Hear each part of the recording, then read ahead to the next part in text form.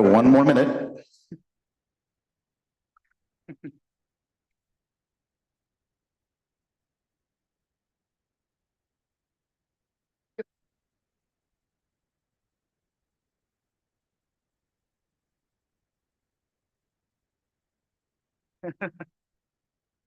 Oh, yeah.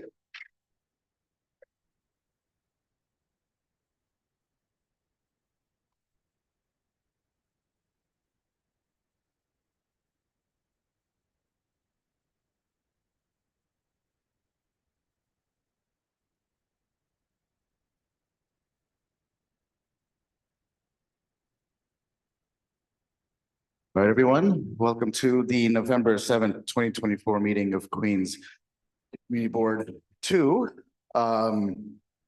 We'll start today with a couple of remarks. I hope you're all doing well, especially being safe. And for those of us who need it, practicing self-care. For reasons that don't need to be said, I know some of us are hurting. Some of us are fearful, hopeless, angry, and stunned. But I personally take great strength and comfort from my community, from this community board, from all of you here. Here, thank you. In CB2, in our district, we know what we stand for and we take care of our own. And as long as we stand up for the dignity, safety, and autonomy of everyone in our board, in our district, in our community, we'll get through anything. We got this together. We'll skip right on to comments by public officials. Yes.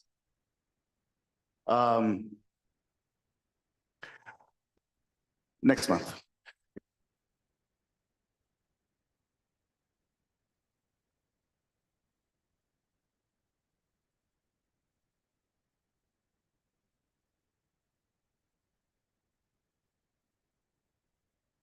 All right.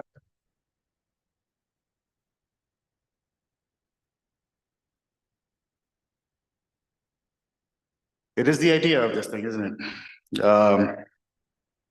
But let's do it. All right. Pledge allegiance to the flag of the United States of America, to the republic for which it stands, one nation, under God, indivisible, liberty and justice for all. Forever. All right, thanks for keeping me honest. Public officials. First up is do I see? No. Evelyn, please.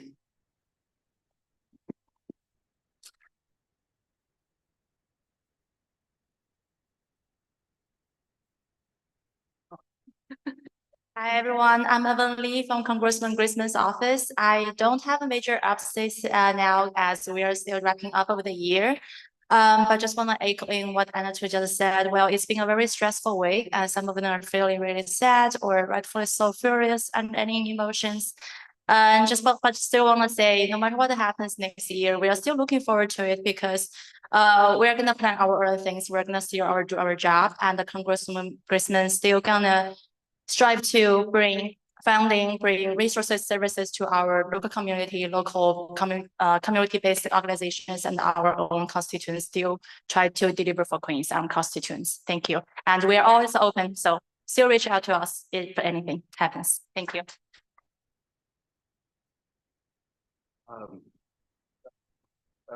Thank you, Evelyn. Next is Mercedes.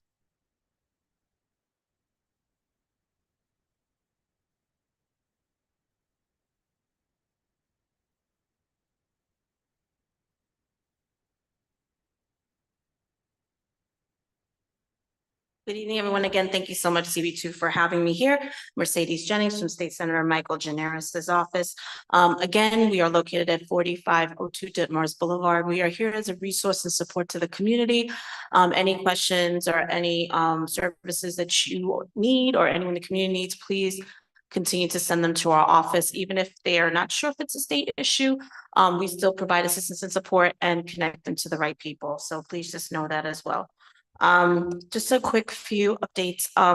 On October 25th, the senator went to Astoria Park. This is actually the largest year that they've done. It's the third year that District 30, the school system that supports our schools in the neighborhood, did a trick or treat event.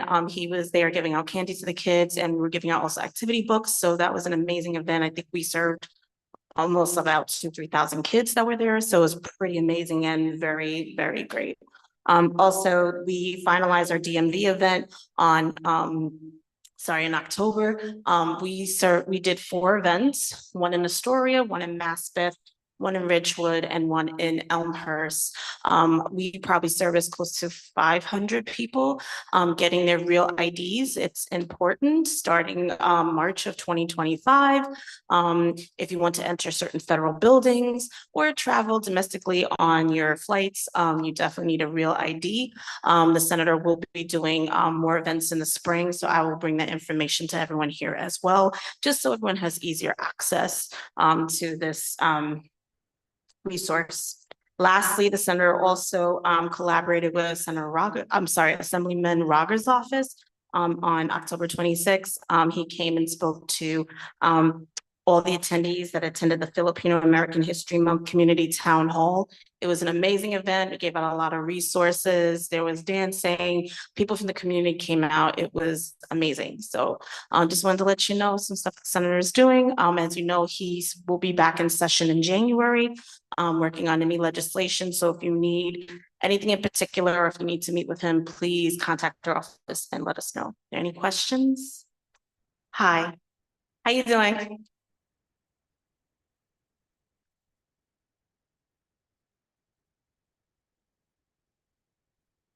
Hello. Hi. Hi. So in some other states, namely California, the government has called a special session of the legislature to make sure that people in California are protected from what is coming in January. Do you think that the deputy majority leader, Senator Gimenez, can push the governor to do the same in New York State? And then I'm sure this community and other communities around this area can give us a list of things that we would like to see done to protect us and our neighbors. Definitely. So again, I just ask, please shoot me an email about that so I could directly give it to him. And I know that that's something he definitely would support. Hi, how are you? Let's say, congestion pricing is going to die under Trump if it doesn't happen right now. Senator Gimenez has power with the government. It is ultimately the governor's call to do this. She is the one who put it on pause. It has to happen now. I hope that Senator Gimenez is in her office and calls with her. I mean, he's been one of the biggest advocates for it. So he is definitely, that's probably going to be one of the things that he's going to start pushing again in January when he goes back into session. But I will also let him know that it's been brought up here in the CB2. It has to happen before the end of the meeting. He's doing his best. I know he is. Any other questions?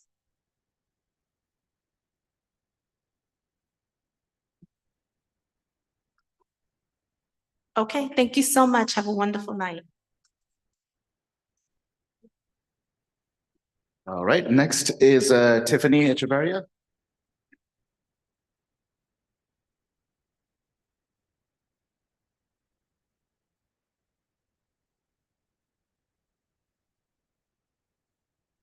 Good evening, everyone. How are you feeling? Nice to see you.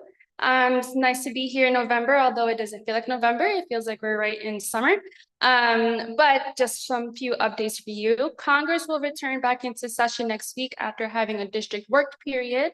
While the Congresswoman was in her district work period, she attended the LaGuardia Community College to celebrate the grand opening of the new farm that is called La Finca Florecita, or called the Little Flower Farm. The produce in the new farm came from seeds that were produced in their hydroponic lab that the Congresswoman actually contribute community funding to. She also, I'm so sorry, sometime along the road, that farm would be accessible to the local community. At the moment, they do have produce that is available to the local community, such as cucumbers and kale. So please take a look at LaGuardia Community College. The Congresswoman also attended and delivered remarks at the 50th anniversary of Sunnyside Community Services, and she really enjoyed that event. It was a really nice time. She's really looking forward to improvements for Sunnyside Community Services, such as the ADA accessibility for this building upstairs, actually, which she contributed $450,000. All right, I'm trying to be quick. So updates from some agencies. DEP, we have asked DEP for a public meeting regarding CSO for long-term sewer control, since there have been modifications to the long-term control plan. So let's see where we are with that. We want to give you guys full transparency, so we're trying to get a public meeting. Newtown Creek, the comment period proposed cleanup plan for the east branch of the tributary ends on November 12th. So you have a few more days. It ends this Tuesday. If you want to learn more information and get your comments in before it ends, please visit their website, newtowncreekalliance.org. Medicare enrollment now is open, but it ends in December 7th. So if you are 65 and older, or know anyone that is in need of healthcare, you have until December 7th. Also, DACA recipients can now apply for health insurance through Affordable Care Act market as of November 1st. All right, thank you so much. Any questions, concerns? Okay, thank you so much, guys. And next is Jennifer. No, yeah, from Summa Miraga's office. And I'm sorry I forgot your name. You'll have to remind me.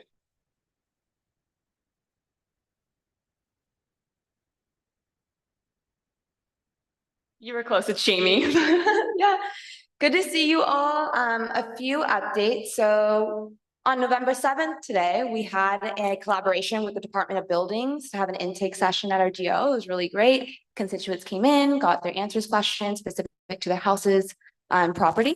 On November 12th, we have a veterans lunch with CCA Metro. So if y'all know any veterans or are veterans yourself, please let me know. Please call the office so we can reserve a spot for you so you can have catered lunch and meet with other veterans in the district and meet with the assembly member. So it'll be really fun, really excited for that.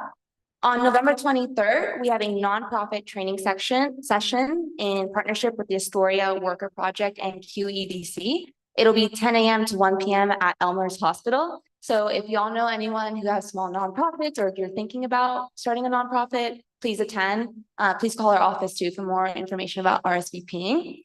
And on November 23rd, super excited to announce that we will be having a Thanksgiving distribution and produce. And we are starting to take reservations, so please call our district office. Shout out to Andy for also collaborating with our office to have free turkeys to give to our constituents. So really excited about that. That just got released, so I definitely encourage you to call our office this week because we're just opening the RSVPs list and they go by really fast. For community affairs, as mentioned by Senator Gennara's team, we had a fabulous Filipino American History Month celebration. So it was really great to see everyone come out for that. And also I did want to update about the bird pooping. So if you have photos and any 311 reports, please send it to me. I spoke to the MTA. They have SAMs, which are station appearance maintainers on site 7 days a week. They're scheduled from 6 a.m. to 2 p.m. every day. And they said they do a deep cleaning once a month and have additional coverage when there's events at City Field or in nearby the stations.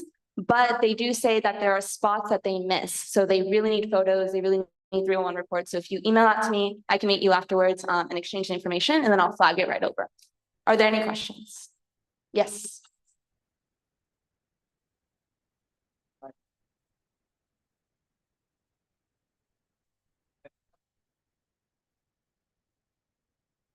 Station maintenance, is that only for in the station, like in the platform, or does that also include like underneath the station, the side? Yes, so I clarified with them, Department of Sanitation would be outside the sidewalk and in the station would be MTA. So if whichever it is, just flag it to me and I'll reach out to the respective agency. Yes.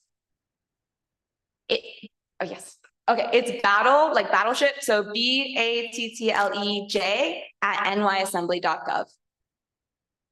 Any other questions? Okay, great. Take care of yourselves. Thank you. Thank you, Jamie. Not going to forget that again. Next, just a reminder, Q&A is for board members only. That one's fine. That's right. Farah.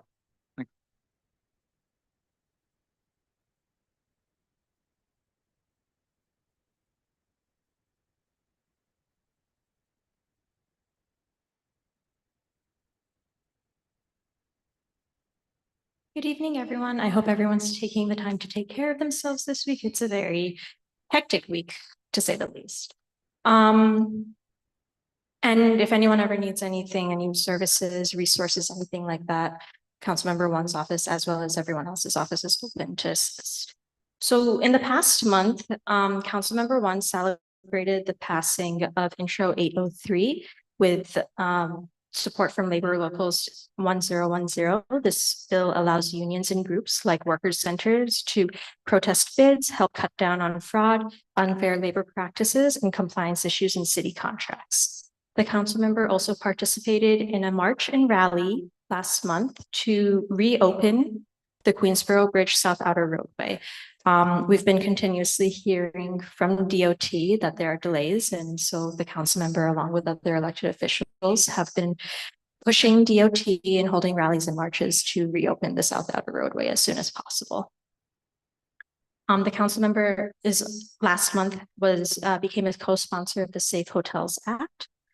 And within the last month, she also co-hosted MoMA PS1's Neighbor Night in Long Island City to showcase the museum's programming. We have also our office and council member one in our office, Woodside on the Move, and ANHD have released a survey with regards to One LIC. This survey, please take it if you live, work, go to school, or have a meaningful connection to Long Island City. If you did not get a survey, I have placed some at the tables in the back, as well as a bunch of them here in the front. Please take the survey. It only takes 5 minutes. And we would love to have your feedback because it's crucial to ensure that we can invest in the community's priorities, including affordable housing, new parks and schools, waterfront resiliency, investments in Queensbridge, and more. And then this is just a call to submit your ideas for participatory budgeting or become a volunteer delegate. Thank you. Does anyone have any questions?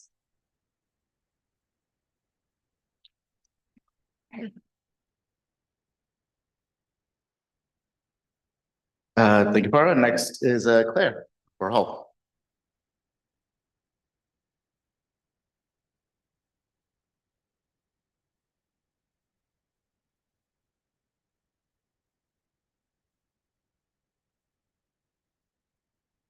Hey, I'm Claire. I'm the CB2 liaison from the office of Queensboro President Donovan Richards. So as we approach the end of the year, I want to remind everybody that the community board application process opens in January, and there's going to be more info about that next month. Some events on Thursday, November 14th, we're having the veteran celebration at Borough Hall at 6 p.m. And then on November 19th at 6 p.m., we're having the Transgender Day of Remembrance ceremony at Queensboro Hall. And you can RSVP to our events at queensbp.nyc.gov. Thank you. Oh no, Javier, under a minute. You're next. Hello, everyone. My name is Javier with Office of District Attorney Melinda Katz. I just have actually two quick announcements. The District Attorney observed the National Domestic Violence Awareness Month and participated and hosted many events throughout the office, and more about that in our newsletter, but more specific about Sunnyside. The DA shut down a illegal cannabis dispensary in Sunnyside. It was operated outside, across the street from Thomas A. Noonan Playground on Greenpoint Avenue in Sunnyside. It was a subject of numerous community complaints, and the district attorney went in and shut it down. And if anyone has any concerns over any illegal cannabis dispensaries, because there are illegal ones, but a lot of the ones we see are not, Feel free to email me. I always say this, and then stuff like this, you'll see more and more. The DA will go in and shut down any ones that aren't legally operated. So, thank you.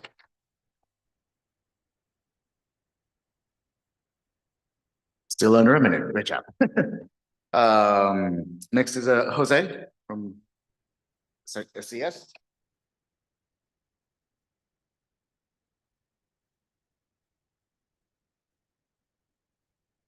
Hi, everyone. I'm Jose from Sunnyside Community Services. This year, we're celebrating our 50th anniversary and just held a series of events over the last couple weeks. So right here in our older adult center, we had 280 community members come in. We literally had a line out the door, so super successful event.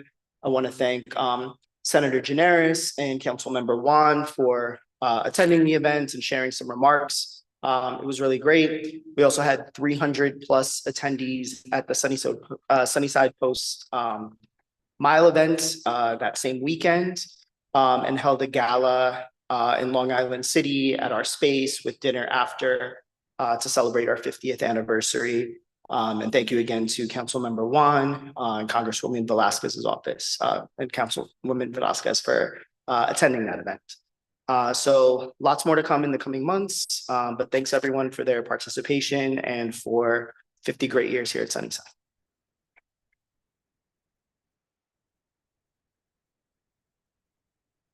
Do we have any more representatives of elected officials? I don't see any. Okay, great. Next is Jordan from Sunnyside Woodside Mutual Aid.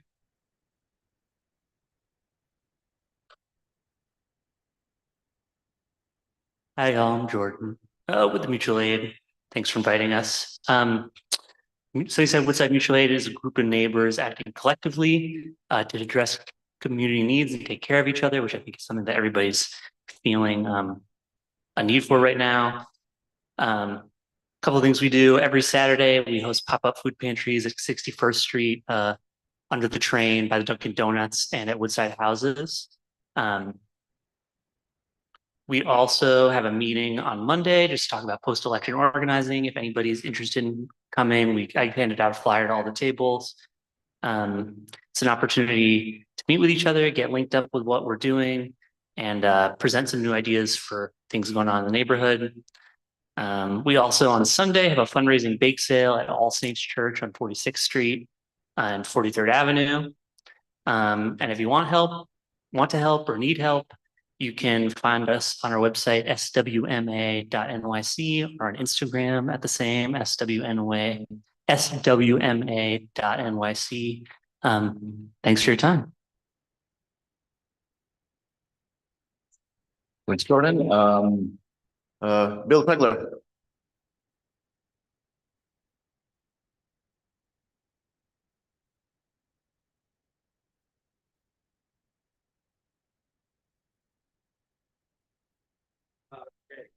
Good evening, everyone. First of all, I take exception to those opening comments. Well, let's be happy. The elections are over now, and we have a new president that's going to be sworn in January. Wow, that didn't go over. Well, you got some other victories here, people. Let's talk about it. Prop 1. Remember, you were advocating that last week, or last time I was here. Well, I got to be quick. Consider this the treasure trove for lawyers to bring civil suits against companies, municipalities, schools, et cetera, et cetera. You opened up the whole gamut of new lawsuits, I can assure you that. We got Proposition 2, the sanitation department here, giving them more power to enforce garbage rules. Well, besides those new $250 garbage cans you will buy, there's new penalties too. Consider this the speed camera for the sanitation department. Okay, no, don't applaud. This is talking about speed cameras. Our dear governor is going to give you an additional 450 in the city of New York. Enjoy this, huh? Okay. So let's bring on congestion pricing now, right? Yeah. Yeah, we stopped that because of the upcoming election. No other reason. Ooh, yeah, so don't worry about it. I'm going to do everything in my power to ensure that we have congestion pricing in this city. I'm going to do everything I can. This president's not going to stop anything. He's not going to get involved. Your governor wants it, your mayor wants it, and you want it. just we'll look at the effects, how this is going to affect travel into the city, because it's going to stop. And if you think the MTA is going to do wonders with this money, think not. It's breaking down now. You got half the people paying for the trains and buses. The other half is not. So it's going to increase our cost of living. It's going to decrease businesses' profits, and it's going to ruin our quality of life. But see, don't worry. You're going to see me for the next 4 years, 2 minutes. Enjoy yourselves.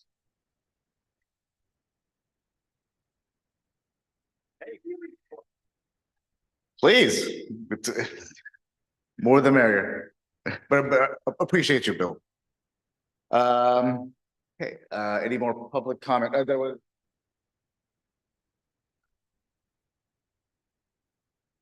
Is Elise Janet? I'm sorry? No, that was public comment. Yeah.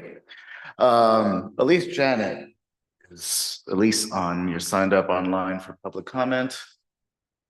Oh, there you are. Okay, great. Please.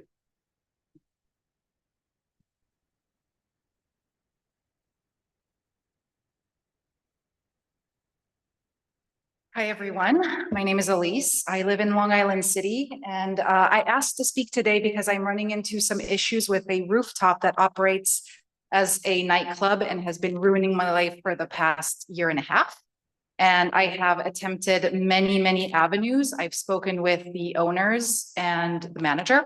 I've spoken with police. I filed multiple 311 complaints, spoken to the DP. I basically tried everything. So I'm coming to the community board because I would really like some help in addressing the situation. We are a small neighborhood. There aren't very many people living in that area because it's mainly businesses, but there are a few residents that live there, and some people are being affected by the music, by the drunk drivers that are driving at 4 o'clock in the morning. And there was recently a shooting as well as a stabbing in the neighborhood. And I would really love it if people took this seriously. It's on 43rd Avenue and 11th Street, and the rooftop is called Lost in Paradise. And it's also having an impact on the businesses around because they're making so much noise that the businesses can't operate normally, in addition to residents not being able to sleep. And I've tried multiple attempts and they have not responded in good faith, and they stopped responding to me. And wonderful. Thank you so much. I'll come back after. Oh, yeah. Hey, I co-chair the city services committee. I actually just realized I have no idea when the next meeting is, but do you think you could come to our committee meeting? I'm sorry, did I what? You could come to our committee meeting and talk about what to say. I would love to, yes. I actually don't know when the meeting is, but I will tell you. Tuesday, it's Tuesday. Tuesday. Perfect. Oh, this upcoming Tuesday? Okay. Wednesday. I'll make it work. It's at 6:30. Okay. And if you want me to ask any of the other neighbors to come, okay, I guess the more the merrier. I'll see who can come. Okay. Thank you so much. Somebody can give you the address. Thank you.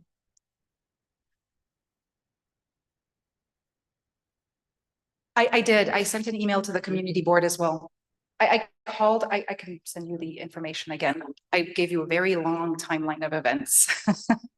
I've done everything. I've also reached out to the liquor authority.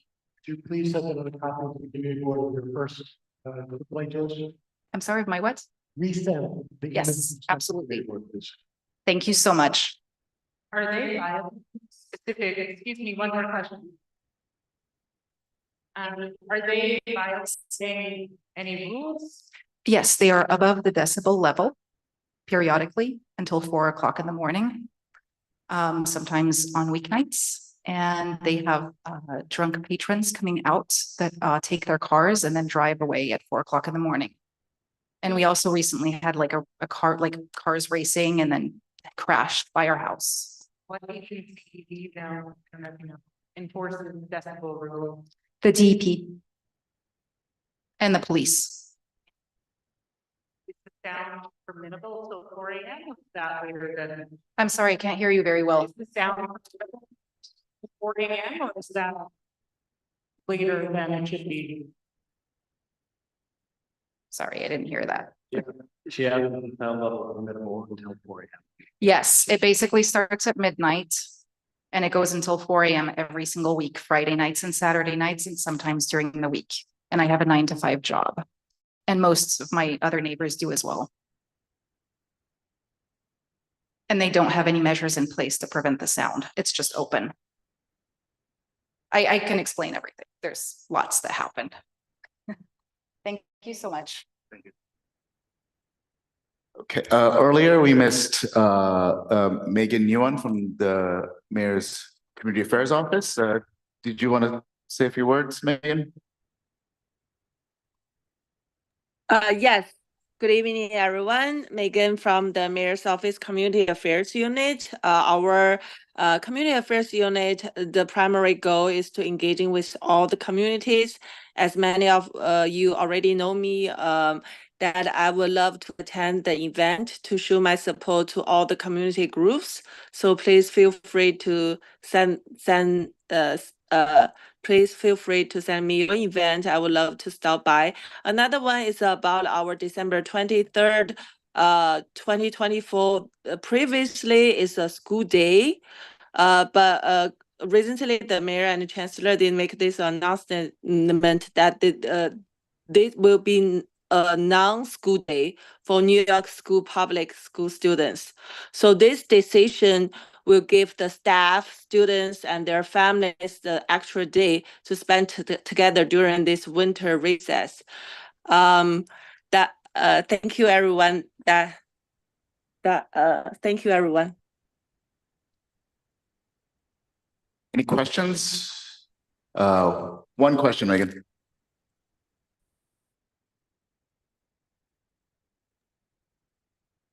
Can you tell us anything about the drought watch? Just got an email from the mayor's office about that.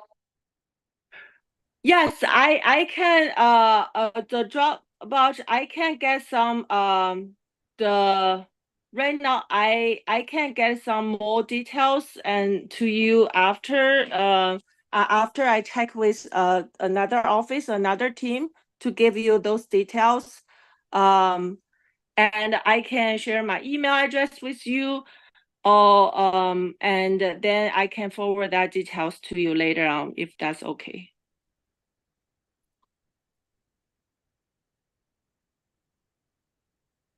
I think that's it. Thank you. All right. Annabelle, when you're here.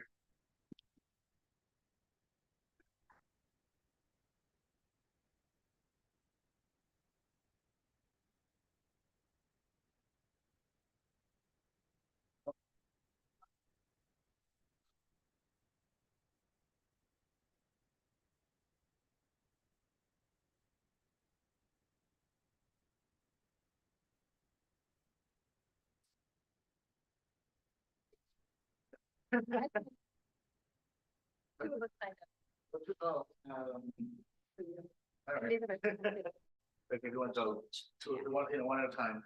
Hi, I'm Elizabeth Aceitun, and I'm here, with my colleagues from Smiling Hogshead Ranch, which I hope many of you know was a community garden in Long Island City.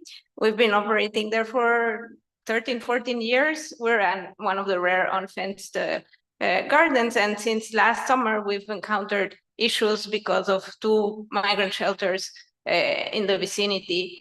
There's not only, I mean, the fact that the migrants are there is not so much as a problem, but they don't have any infrastructure to hang out. There's no shade, there's no nothing. So they found a spot in our garden, and well, many are respectful, some are not, and some have stored their belongings there, deposited trash. So we've been trying to manage this situation for 1.5 years now, asking for help from our landlord, the MTA, from the police, from the sanitation department. We've been very public about this in our newsletters. We've worked with some of the migrants, we've tried, but this is obviously a problem that is beyond us. And last week, after a few communications with the MTA on, well, what do? We received an eviction notice with no like warning. We just found it posted everywhere, so anyone could have seen it. And we feel not only it's unfair, but we don't know what to do. Luckily, today we managed to have a call with the MTA and several elected officials. It was positive. They said, okay, now we're communicating, even though we had tried to communicate. So let's work on this together. We don't know how, but hopefully we won't be evicted. But this is the situation, and we wanted to tell the community because the garden is for the community. So yeah, my friend Annabelle may add other things. Yeah.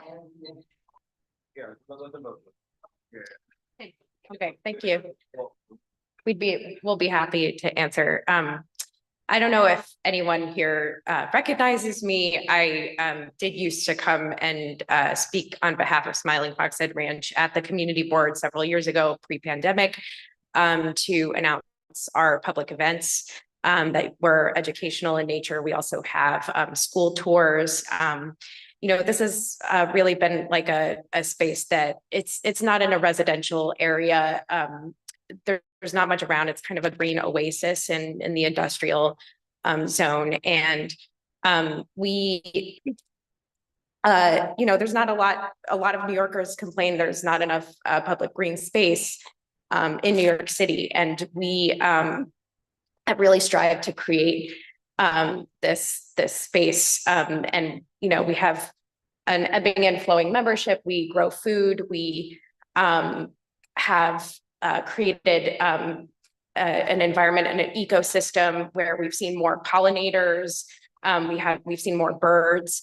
We're also a food scrap drop-off site. A lot of people in the area, for whatever reason, even though we have compost food scrap pickup, some people don't trust it. Some people think we should do local systems.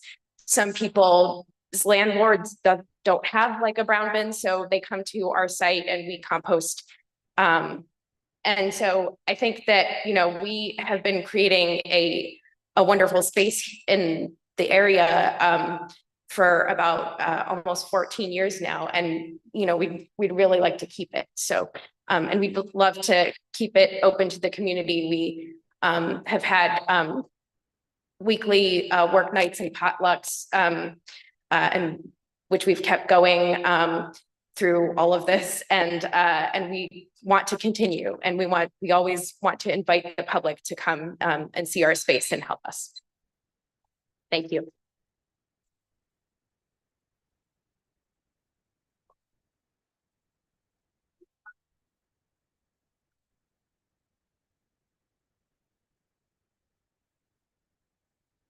Hello, okay, thank you. I think everybody here realizes that Smiling Fox is a gem for our community. And I've been there, and you must have, and if you haven't been there, go there. I also appreciate your welcoming and sensitivity to the needs of the people in the shelters. So that's wonderful. So my basic question is, how can we help?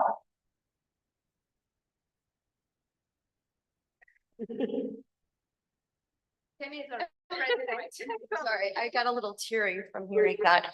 How can you help? Well, we have started just now a petition on change.org that we will encourage everybody to sign, and that will be up on our social media this evening or early this morning. We wanted to announce this publicly here before we did anything on our Instagram or Facebook.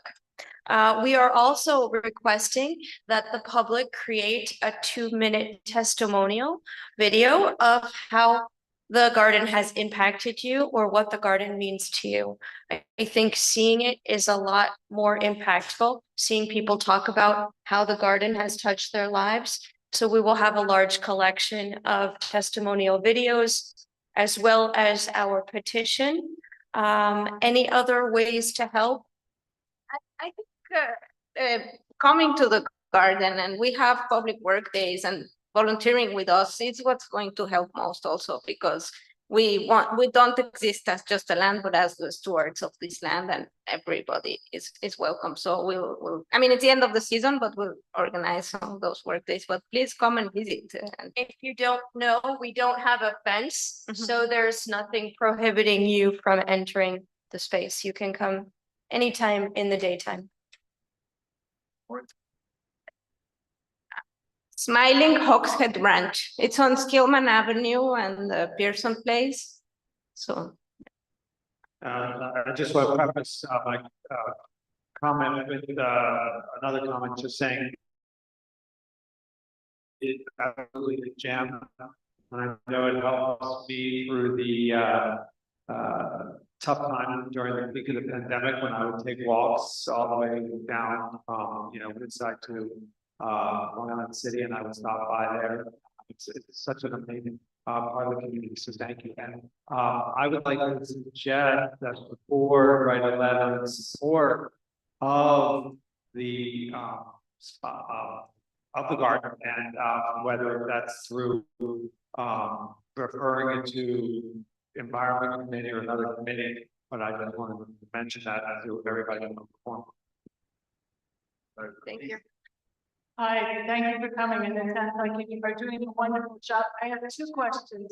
When you did meet with the MTA, you said you did have a meeting. Do they have a rationale for this, for the eviction? Well, what they explained is that their main concern is the safety of the space, and it is, yeah, it's I mean, it's very different from how it was before because of this situation, but we don't, I mean, we understand their concern. What we didn't understand is why they didn't communicate better this and just sent us this eviction letter. And they said we need to communicate better. But So they have no stated need for the space? no, that they were clear. Yeah. And my other question is, do you have any relationship with the LaGuardia Community College? Have you done any programs with them? Yes. They could be a good advocate. Absolutely. We've done many workshops with them over the years. We've done many educational workshops with LaGuardia staff. So yeah.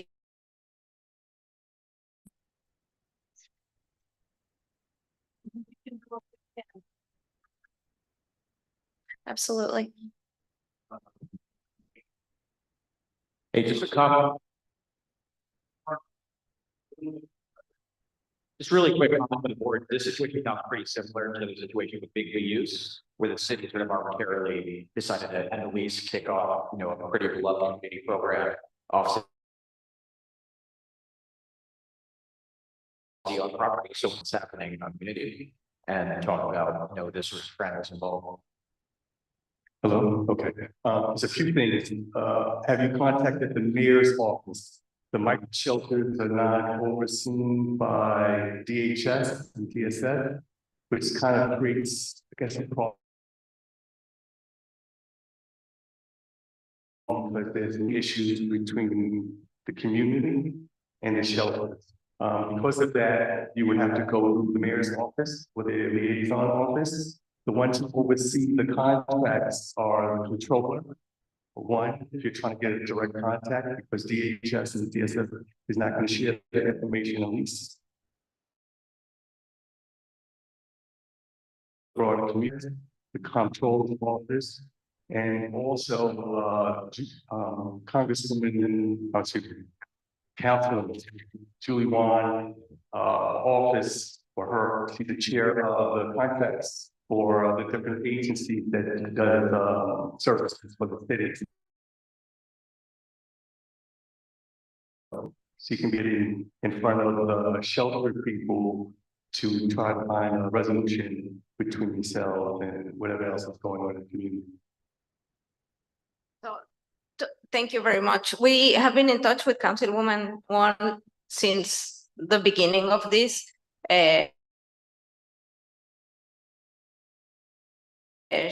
That she couldn't help us. She did bring the mayor to the garden without us knowing, but he was there and saw the situation earlier this year. luckily for in the last week, we've had the support of many elected officials, including, and so in this call, we had staff from the Congresswoman, from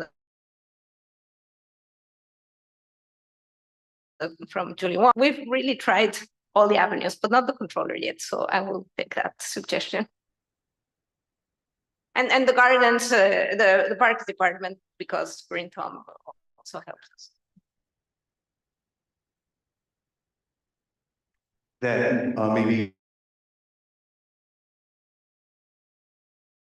more to support what's going on and support and continue help with the organization and the cause. That's it.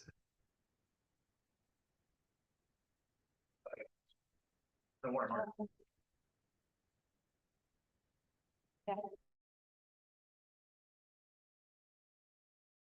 So I'm committee, I chair the Environment, Parks and Rec Committee, Laura. Big fan of Smiling Hogshead, frequented it, composted there, started and did bike rides there. I was just wondering if you have any recommended resources to some of the nearby shelter residences to alleviate some of the issues. Like you mentioned, the need for secure storage lockers, shaded public seating, things like that.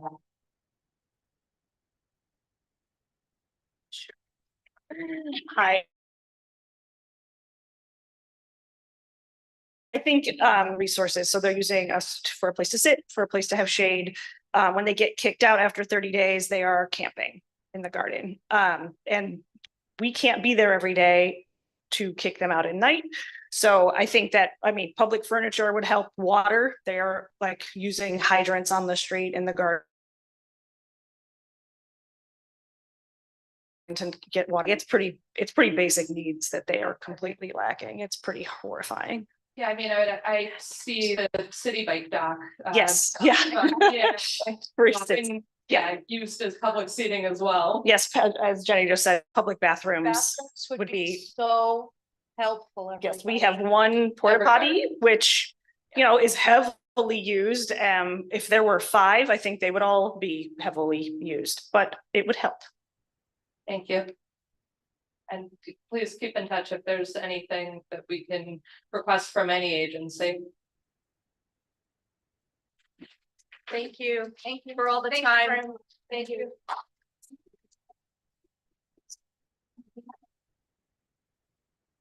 And also when my daughter was like 4, you had the infant event, right? So the one where they get to roll around in mud, like, you know, like a hug. Very cute, very dirty, but very cute. Okay, let's move on to, I don't think there's any more public comment. So let's move on to our presentation from Department of Sanitation, Joseph Ottamanelli.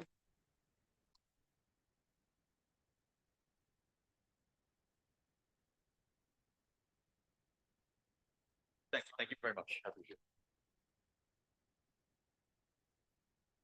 Good evening, everybody. My name is Joseph Ottamanelli. I'm with the Sanitation's Community Affairs Bureau. I just have a couple of brief updates tonight regarding the upcoming residential containerization plan taking effect, as well as the increase to commercial violations for repeat offenders. I'll speak to the upcoming residential containerization portion first. So as many may be aware, beginning November 12th, residential containerization of 1 to 9 units will be required. For residents of 1 to 9 units will be required to place their trash out in bins of 55 gallons or less with a secure lid.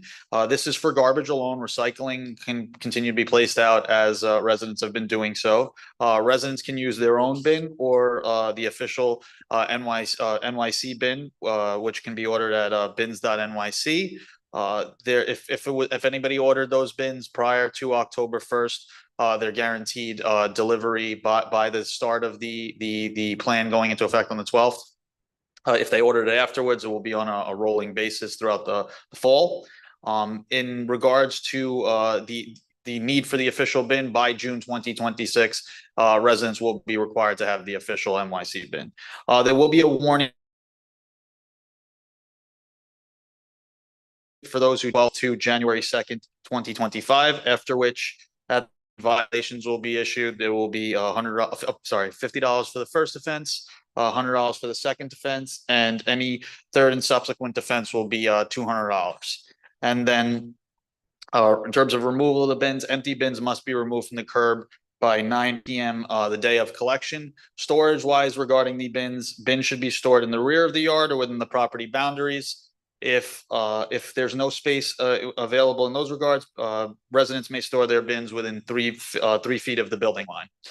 Regarding the portion I want to speak out on the upcoming increase to commercial fines for increase to commercial violations for repeat offenders. So beginning December 19th of this year, fines for repeated commercial offenders will go into effect. Pertaining to cleaning related offenses. So issues regarding failure to clean 18 inches from the curb, dirty area, dirty sidewalk related violations. And the breakdown with that would be for the first offense, it'll be $50. The second offense will be $300. And any third and subsequent offense after that will be $500. And those offenses will be within a rolling year. Those are the updates I'd be happy to open up if there are any particular questions.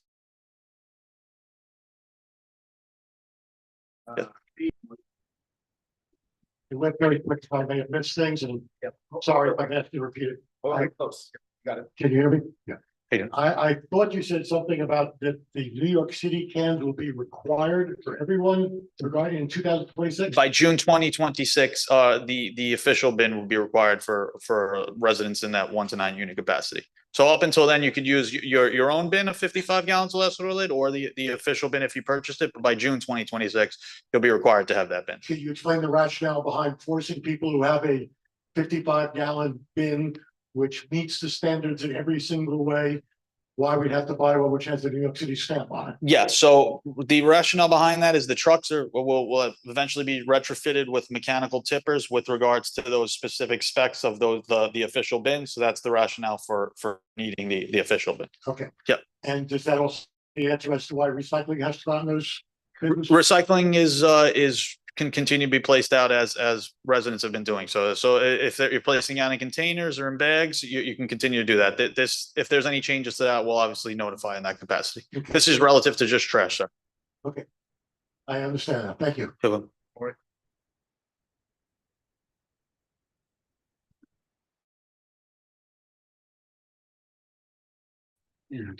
I just wanted to ask in terms of enforcement, because I know I've seen a lot of commercial garbage, and I know this is probably a little separate but there hasn't been a lot of I don't want to say there hasn't been a lot of enforcement, but I've seen a lot of the containers, but then garbage from the same business stacking them on top. Bags you're saying, or like bags on top of the yeah. container kind of defeats the purpose of having a container. So either they're not buying enough containers or they're not using them all. And how does so all businesses are, as you specified, are required to have their trash in containers. If there are specific locations that you've noticed, I'd be happy to provide you my contact information so we can try to coordinate with our enforcement unit to have a increased presence in that location. Okay, thank you. Of course. Yes. Hi, I'm speaking as a homeowner of a 2-family house, and our typical weekly garbage and recycling and the compost materials all fit in the bins that we have. Mm-hmm. But there are occasional weeks when there's excess, the day after Christmas. Yes. Is it not now, will it not be legal? This is where, like a holiday or a family party where you generate more trash than you would on a regular basis.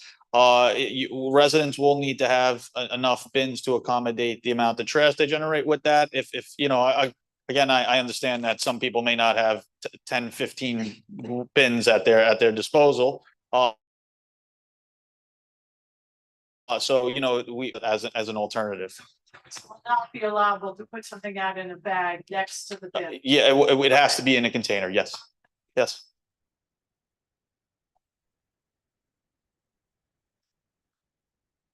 Thank you very much, everybody. Yeah. Okay. Thank you. I appreciate it.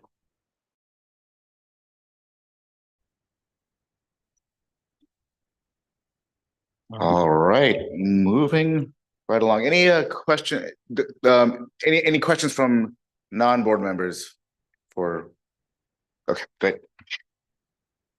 All right, and for lovely treasurer Kat to take it over.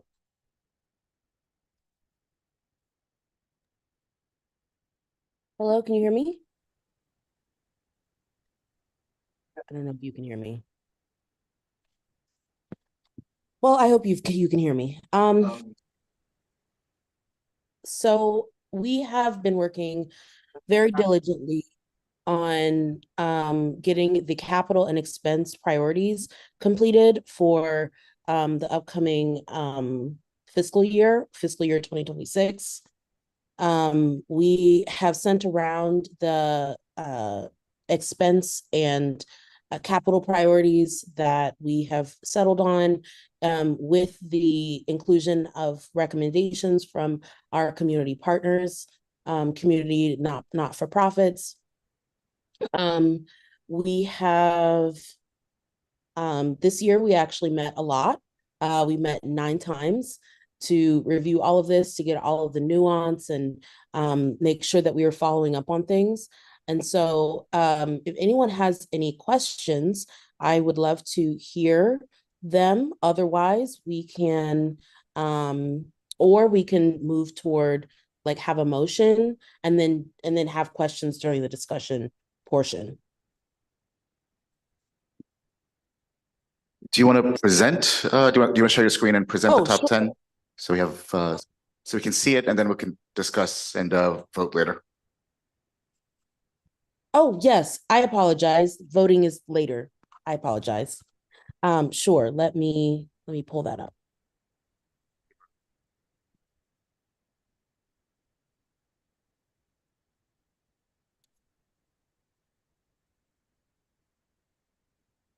Okay, great. So our top priorities for fiscal year 2026 for our expense have to do with affordable housing, identifying sites and making sure that they are affordable. Then we are expanding renter assistance programs for those in shelters. The third item is to provide funding for increased street tree planting. We're especially in need of trees in Blissville. We are 56 out of 59 community districts in tree canopy. Our fourth item is the evaluation of trees for safety, especially in Sunnyside, Wynwood Gardens, Woodside, and especially as we have more storms occurring, the trees become unsafe. We're looking for funding for parks, for increased security and trash pickup within CB2. And then the sixth item is looking for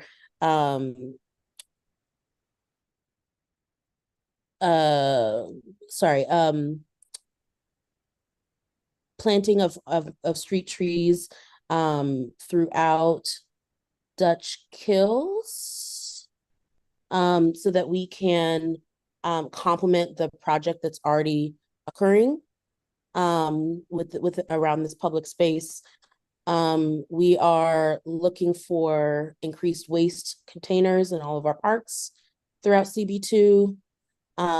We are supporting, we would like to continue to support funds for 6-month seasonal associates and 6-month playground associates for CB2 parks and playgrounds for better park maintenance. Also, we're looking for the increased funding for the horticulture maintenance program, which supports the maintenance of our parks. And then finally, number 10 is increasing hours that park bathrooms are publicly available. Can I ask you a question? Yes. Yes, this is on for public comments. So two questions. One, if anybody signed it for the public to comment? No. So I respect time, that's all, and we're gonna bring this up to the board. Let's do it then. I'm sorry.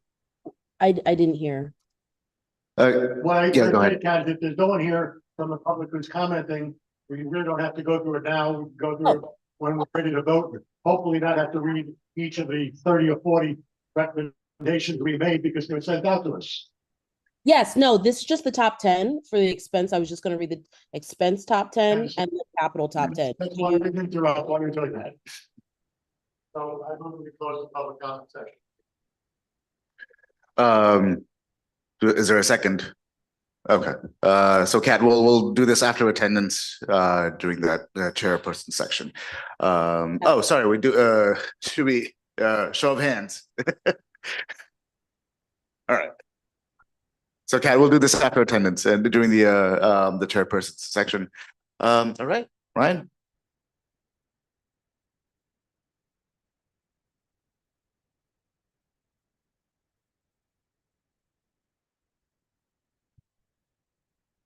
All right, good evening.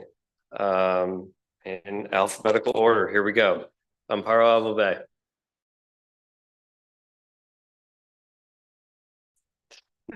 Oh, on her way in, great. Present. Say present one more time so we can hear you. Okay. Anatol Ashraf. John Bahia. Absent. Anne-Marie Baranowski. Absent. Carisha Baton, excused. Nick Berkowitz, absent. Kat Bloomfield. Here. Danielle Brecker. Carlos Castel-Croak, excused. Lisa Charles. Tanya Chavez. Present. Tanya, are you online? Yes, Present? I'm here. Okay, great, thanks. Osman Chowdhury. Steve Cooper. Warren Davis. Lisa Deller. Excused. Maury Gallinoy. Excuse me. Somnath Kumir. Dr. Raz Janutzos. Alexandra Gonzalez. Present, online. Great, thanks. Camille Gray. Henny Greenberg. Mohammed Hossein. Okay. Christine Hunter. Leland Kendall. Badrun Khan. I'm here. I'm online. Great, thank you. Diana Kitcher. James Kim. Absent. Okay. Prameet Kumar. Okay. Chinmay Lama. Sheila Lewandowski. Absent. Benjamin Lucas. Absent. Patrick Martinez. Okay. Tom Matuzos, excused. Eric Narberg. Andy Olivares. Online? No. Okay. Absent. Zishan Ott. No, absent. Riley Owens. Jolly Patel. Maya Saab. Excused. Noberto Saldana. Laura Shepard. Okay. Ryan Smith, that's me, I'm here. Caroline Spitzer. Kelly Thomas. Absent. No, I'm here. Oh, you're online? Great, thank you. Yes. Mary Torres. Absent. Absent. May Tran. Excused. All right, Letitia Vasquez. And Michael Zorab. All right. All right, we have a quorum. Thanks, Debbie. We have 50%.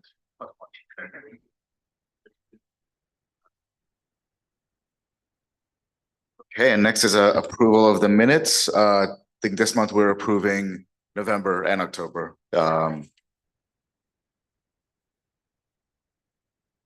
Yes, sorry, September, October. Great, okay.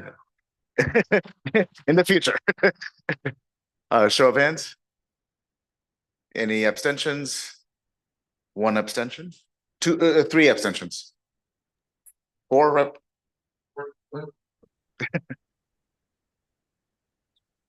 Four Are we- abstentions. Are we doing it Oh, separate? five. Yeah.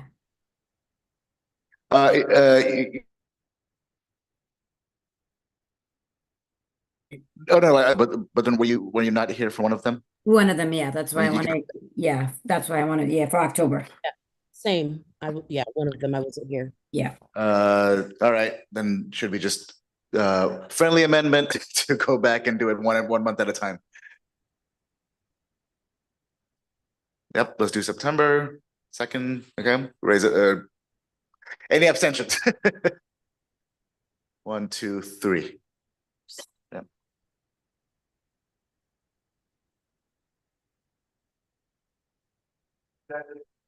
Any abstentions?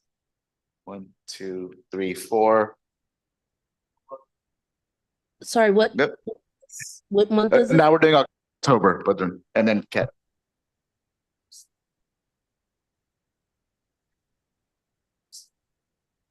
But then are you abstaining?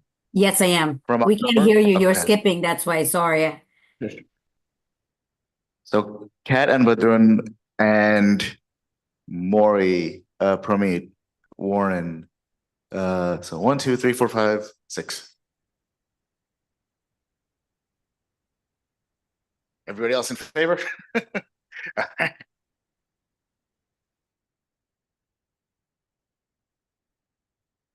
Oh, to business. So some of my chairperson report today is done to save time, but before I get to the well, actually, sorry, we're doing capital expense first. Okay, so I'll just do the other part of it. Very quick. I just want to welcome our new public committee members. If you're comfortable, please feel free to turn your camera on and wave. So it's Steph Carr, Fanny Chang on the Land Use Committee, Robert Woner and Olivia Jackson Lewis on the Health and Human Services Committee, Elena Slutin and Kevin Davis on the Environment and Parks and Rec Committee, and Moni Jafari and Leo Gutman on the Tech Committee. And also Patrick, if you want to raise your, if you want to wave to the Tech Committee folks. And we'll do the intros later. But yeah, welcome. Very glad you joined, and very glad you're engaging with government at this level this way. Appreciate it. All right, Debbie. Sorry. And now we'll do the. Yeah, if you want to. Sure. Yep.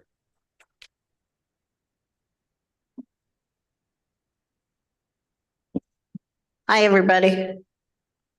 It's not too long and short. Laura, I'll skip around for a minute because you mentioned the drought to conserve. So I attended a DEP meeting with elected officials and the DEP.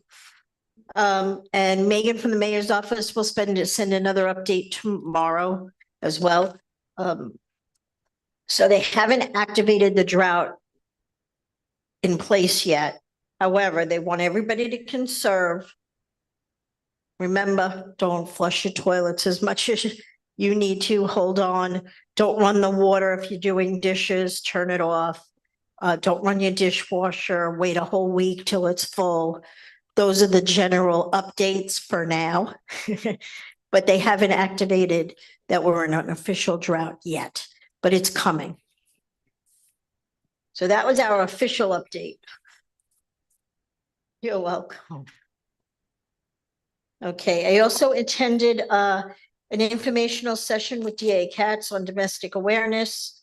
and went over domestic violence in their presentation, and they did that for the entire Queens delegation. So I wanted to give you a quick update on that. We had 16 complaints again for the month of October. Our top complaints were sanitation, illegal dumping, garbage and vendor issues, parks, dead trees. And PD and Hi, how DOT are you? each had illegally parked Oh, in there. vehicles. Hello? I was on Zoom. Let me just Okay. get off before I go inside. Okay. Just want to remind everybody, Monday, November 11th is Veterans Day. There's no trash, there's no garbage collection, there's no recycling. So don't put anything out if it's your normal day. They're not going to pick it up on Monday. They'll come around. I want to give you a quick update, which is important. Construction on the Court Square Park located in front of the Queens County Courthouse will begin the week of November 18th and will continue for about a year. They're going to do new lighting, shrubs, drinking fountains, game tables, benches, spray showers, seating area with bistro tables and new tree. So MTA upgrade, that was mentioned before. ADA project for the 33rd Street Rawson and 46th Street Bliss station will start November and December. No planned service changes at the moment during construction. So our ADA upgrades are continuing, so that's good news. And just want to say thank you to all of our veterans for their service. We remember and celebrate them on Monday. Happy Thanksgiving to all who celebrate. And the board office is closed those official days. Thank you.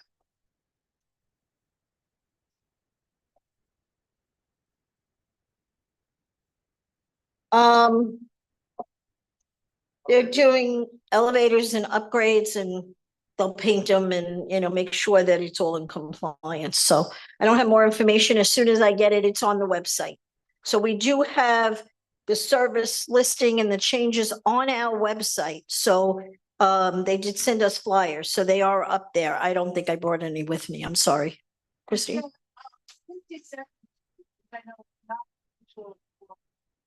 Accessibility. It looks like they're doing some work, but are they doing, because that's one of the worst stations in the entire. Oh, absolutely. And the graffiti there is horrendous.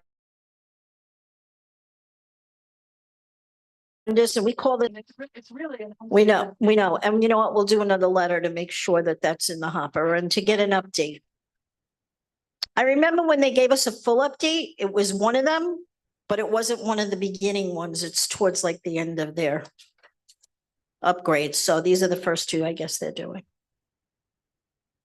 Great, thank you. What? Somebody had a hand up? Okay.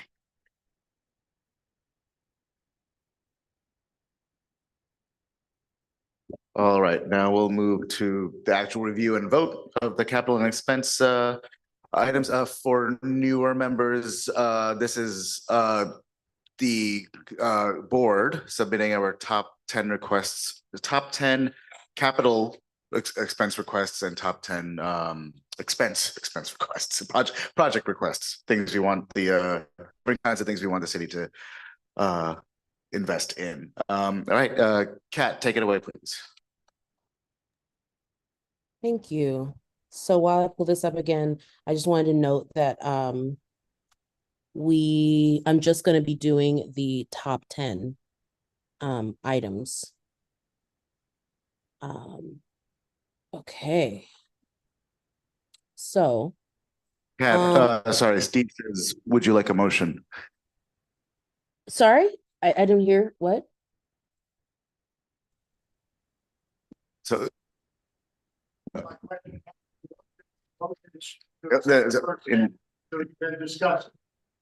the mic, Steve, behind you in the mic.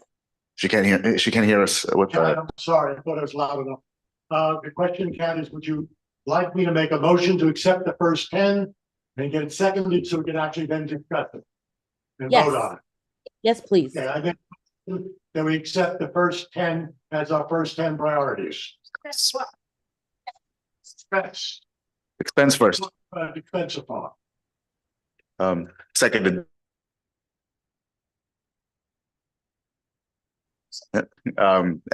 Show of hands. Sorry. I really can't hear. Yeah, we can't hear much. Hey, what was just said was the first 10 expense requests, it's not this first 10. So you accept, say that one more time for me. Let's vote on all the expense requests, not just the top 10. Yeah, okay. So we'll vote on all 10 of the whole slate. Okay. Yep. Or do you want to present, Kat? I'm sorry. Right. It The way keeps skipping and I couldn't hear. The amendment was to vote on the whole, all the expense projects. Okay, great. So I only need to present the first 10, right? Or do we don't need to go through all of them? Yeah, exactly. I'm sorry? Right, exactly. Yeah, just the first 10. Okay, great. So do we have any questions on or discussion for the expense items?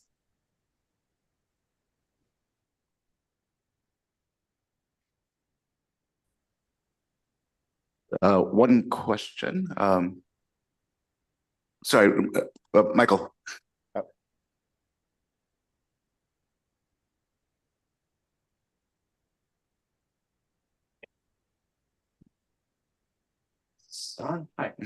Hi. Thanks for putting this together. Glad I got my vaccines. Thanks for putting this together. I had a question about the first request.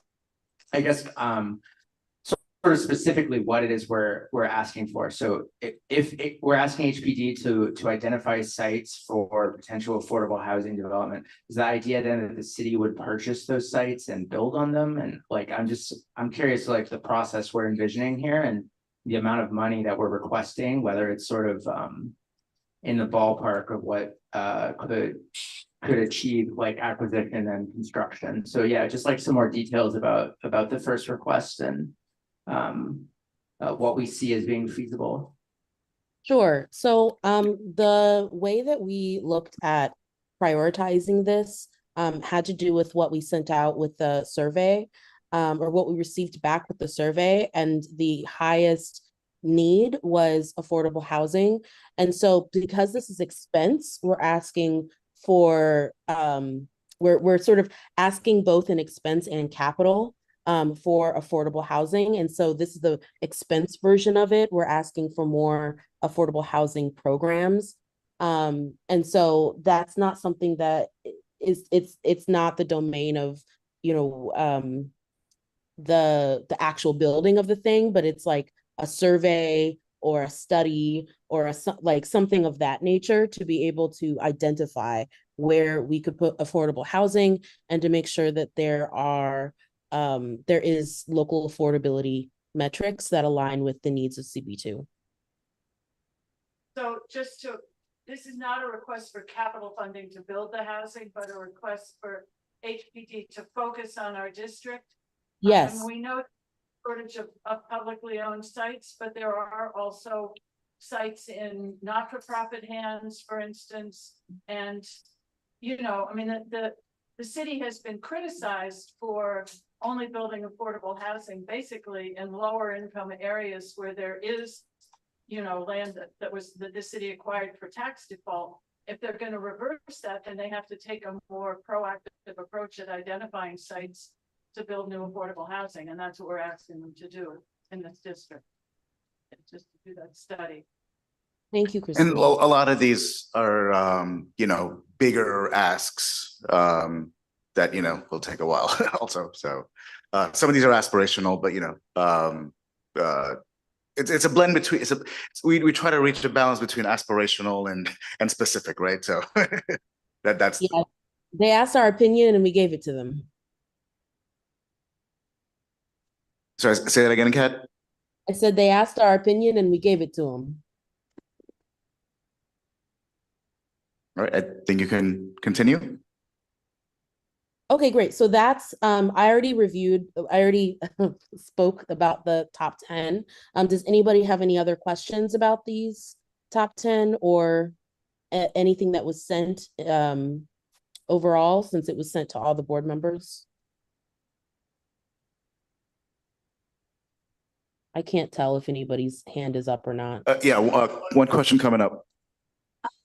Can you just say again, how did you determine what prioritized over the other? Like what made something rank higher than the rest? Or is it just, you know?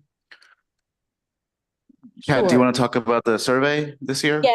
Yeah. So we sent a survey. We send a survey every year that describes that asks people to rank the sort of general areas that we can request support in, and say like what is the most important thing, and then within that people have an opportunity to write out exactly what they're like asking about within that area. And affordable housing, and specifically just like finding more like neighborhood like multiple neighborhoods of affordable housing was the item that was the most commonly asked for. And so that is actually how we ranked all of our expense, and our capital was based upon the needs of what the community has said. And the community, as far as I understand, this was sent to like, you know, community board members, like not for profits, like anybody who lives in CB2 was able to submit a response. And I believe there were like 62 responses. So that's the accumulation of that.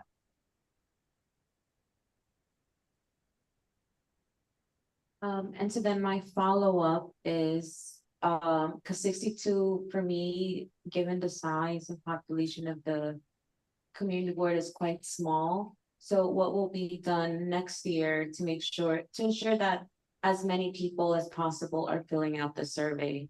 Don't get me wrong, I agree, affordable housing, serving the lands is very much needed. We need affordable housing, but I'm sure, like, if it was me, I would have, not if it was me, but like, I know for sure we need more hospitals, like I would have pushed up I can't find it anymore, but the line with the hospitals, I thought that was very important. I was like, yeah. And there was another thing that was like really low, and I was like, really? But you know, yeah. So there's certain things that we can ask for capital and certain things that we can ask for expense. And in fact, there's actually a guide that they provided for us that's a drop down, like of what we can ask for. And so this was, I understand the need for more healthcare facilities. We put that in our top 10 for capital because that is a capital request. If I can further add to Kat's comments, the budget committee looked not only at the survey results, but looked at our past budgets. And we have requested studies regarding hospitals to put one in our area for the last 25, 35 years. So it has been studied as much as they're going to study it. So what happens is that after a while, you drop things down that we either have been assured there's not going to be action, or that action has already been taken to some degree where we're now interested in performing. So it's on the capital budget still. Okay. And we do our best to follow up on everything of like where is this going? Like, is this funding going to come in? How is, like, what's the progress on this project? But we are advisory, and so we do the best that we can. And Kat did a great job of being, whipping us up with the on the with emails and follow-up tasks and a project plan and all good stuff. Good job. So I'd just like to comment partly as a member of the committee to welcome you to come. You can come to the budget meetings. They are open and public, and of course, as a board member, whether you're officially a member of the, we listen, we want to hear from everybody. And I also think that it isn't just the survey. We ourselves are representative of the community. We tend to get out and about a little more than we know some of the history. So I'm sure that factors into this as well. So join up, you know, you can spend your summer and come into our meetings. It's only a few meetings during the summer. And yeah, sorry. Well, this year, yes. No, we did the work. We put in the hours. Technically, the budget committee is executive committee plus committee chairs, but you know it's also open, so you can join any meeting you'd like to.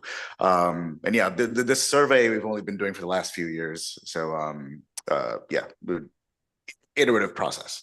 And yes, next year we should get it out further and wider, and try to break 150 responses. That's the goal I'm setting for ourselves. Okay. One thing as well that we include is the not-for-profits that write letters to us that say, this item is really important. And they look at the previous things that we put in the budget in previous years, and then they identify the things that are important, and then they add new things as well. So anyone who's in a not-for-profit, a community organization, please send the office the letters or requests, and they'll send them to me so that we can then put this in here. We do tend to rank things higher if there is more overwhelming support, like we said, because the bylaws actually say that we are to act as if we are working on behalf of the whole community and what the best interests of the community are. And so, there's not a lot of feedback mechanisms other than public comment for us to be able to ascertain.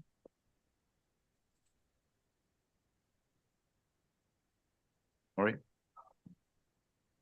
Yeah, and I just want to reiterate what Roz said, because we're appointed to be representatives of the community, and that's one of the things that's so great about our board, is that we are such a diverse board, age, sections, areas of the district, and we cover so many different aspects of the needs of the community, and so that's part of how we get a voice for what are the priorities. Any more questions? Yep. Yep, call the question. Show of hands, right? All in favor? Oh, all in favor. All right.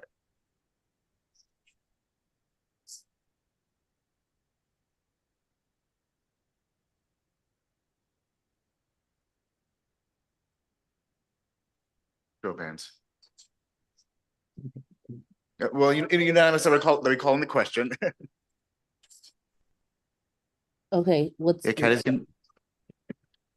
next? If you can stop sharing your screen. Oh, thank you. Sorry, I couldn't hear you. No. Bertrand, did you vote for the expense? Yes, I did. That's what I'm not sure if everybody heard me or see me. That's why. We're skipping, yeah. Yeah, you were a yes as well? Debbie, wait, sorry. We voted yes to call the question. That's what I thought, yeah. And now all in, well, secretary.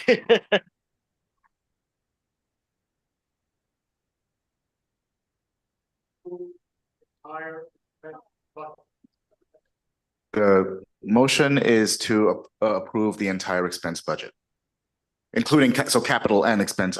Just expense. Okay, just expense. All the expense items. Show of hands. The roll call. That was no. Yeah, show of hands. All right, all in favor?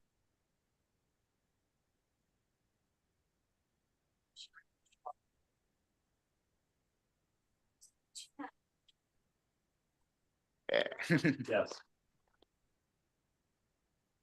Okay, And now the great. second half. Yes. So, as I was saying, Wanna- like there, The same thing. You want to make a motion, Steve? yes. Okay, all right, cool. Wait, did Steve make the motion or no? No, please present them. Go ahead, Kat. Okay, great. We're just going over the top 10.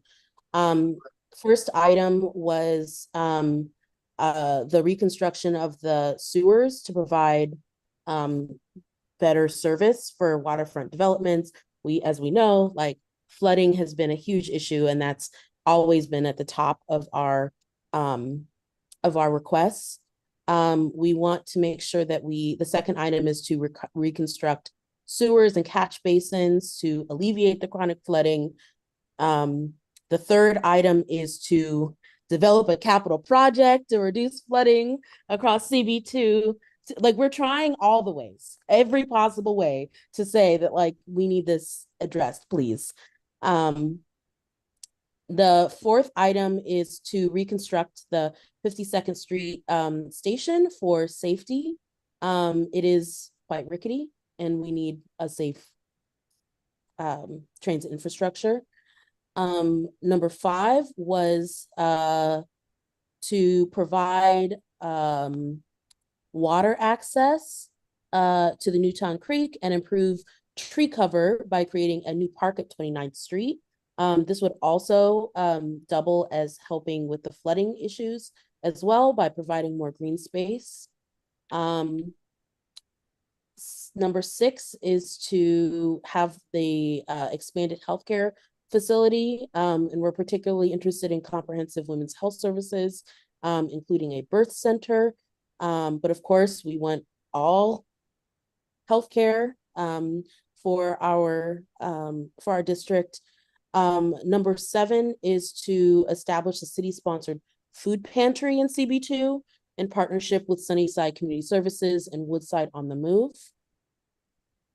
Number 8 is to provide fire-safe charging for lithium-ion batteries used in micro-mobility devices in multifamily buildings throughout CB2, with a priority toward our unhoused communities. Number 9 is to transfer ownership of the existing DOE building to make a space for performances, for artists, for makers and creatives, and an environmental education center. Although I believe that is anyway, sorry. Number 10 is to transfer ownership of the existing DOT property and provide funding for resilient open public space. So those are the top 10 items that we have here. And I'm open for any questions, or if we need to do the motion first, that's fine. We should cut off, so if somebody has a question, please let me know.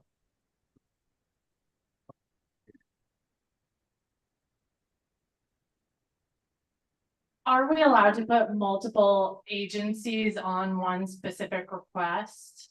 Oh. Unfortunately, we are not, and it is an interesting process that we have gone through, where we put one and then we put another one to see like what the other agency is going to say. They actually provide like feedback. They provide responses for every one of these, and so we do our best to get somebody to pay attention to what we're looking for. Yeah, my only comment, and maybe it's something for the future round, is for the capital projects for green infrastructure. Parks has a whole division where they're doing capital green infrastructure projects on Parks property, and they might actually act faster than DEP. Like there might be more targeted to get some of that green infrastructure built faster. But that's just the thing. During when we make a motion, do you want to make a friendly amendment to edit that to edit the main agency that we're requesting this from? No? Okay. Well, that's good to know. Like, this process has been extremely helpful for identifying like strategies for us to improve and find find ways to get through. So thank you for that.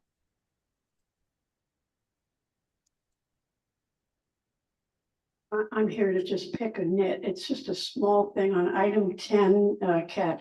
It's what? Yeah, well, it says Danielle will get. Now, either Danielle or Oh, Gary. I'm or- sorry. You're being volunteered. I Except there's- apologize. I will edit that before it goes anywhere, but yes. Kat, do you know the location? I don't, but I will look it up. Does anybody have it? If so, you can give it to me now.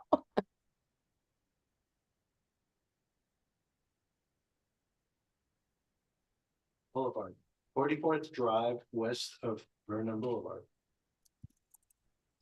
South side. On the south side, Kat. Famous.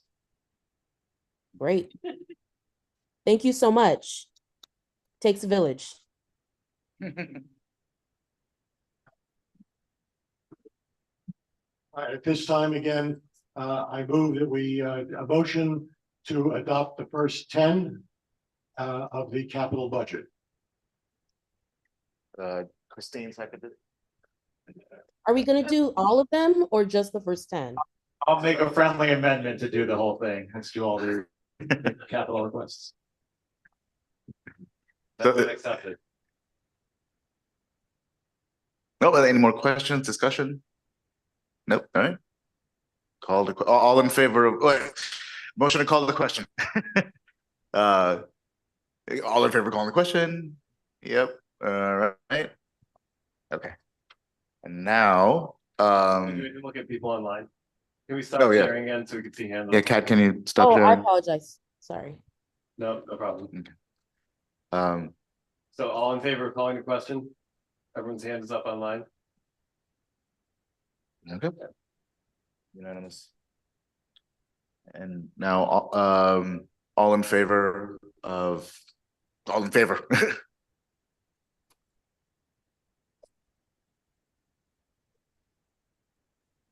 But then, I'm in favor. Yeah. anyway. Sorry. All right, unanimous. Unanimous. Thank you, everyone. Thank you, Kat. Great job. Oh, can I just say that if anybody ever wants to come to the budget meeting, we can send it out to everybody. Please come. Tell me all your thoughts and feelings. I want to know. Awesome. Great. So now we'll move on to the second thing on the agenda, which is nominations for the executive committee for new members. The executive committee has to be re-elected by the board every year.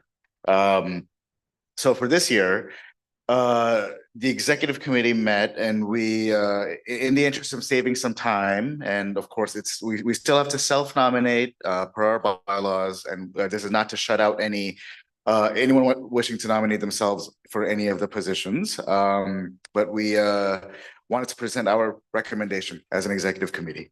And you have the statement in front of you. If you have it, I will just summarize, most of us want to, oh, sorry. Let's get a few more.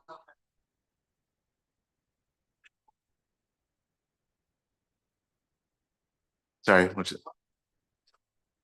All right. Well, there's a couple of, things to make everyone aware of first, because we're not, we're recommending folks, but we're not, technically not recommending a slate. Spiritually, yes. So I'll just skip to it.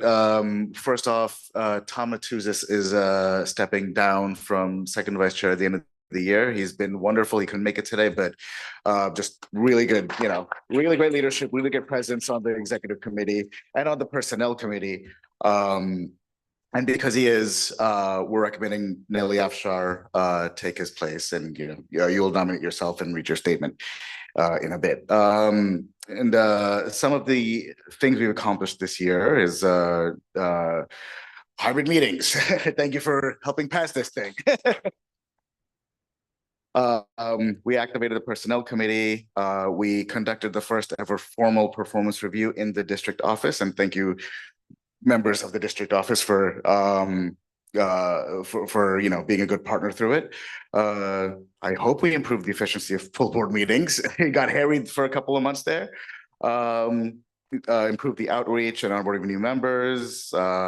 We tried and hope, I believe we increased public engagement thanks to some of the new public committee members, and just worked to improve our visibility and calendar invites. That was another thing from recently. And then we have a bunch of things to focus on.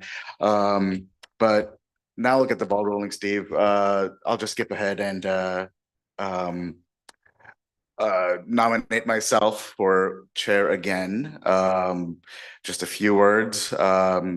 It's a great honor, so thank you for giving me this privilege last year. And you've heard the executive committee statement. The core motivations is still bringing in more accountability, visibility, accessibility, and engagement with the community board. And the other big thing that motivates me is that many of us are going to be termed out in 2027.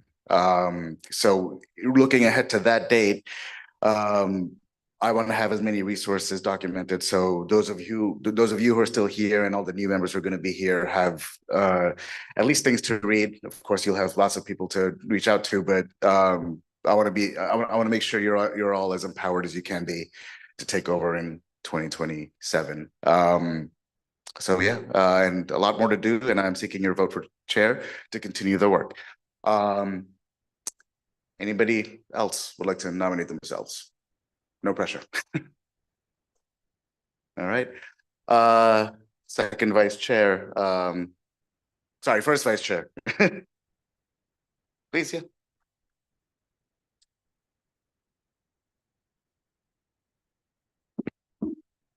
Oh, hi, you all know me. I'm Roz. I'm in my 5th year on the community board, and I guess I contribute to that diversity. I have a feeling I might be the oldest person here. No? Wait, oh, yeah. Well, in any event, it's been a privilege to work with Team Anatole.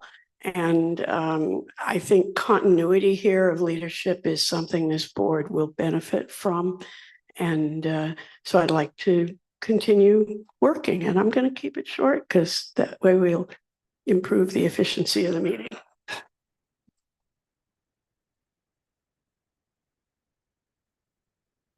Are there any other nominations for first vice chair?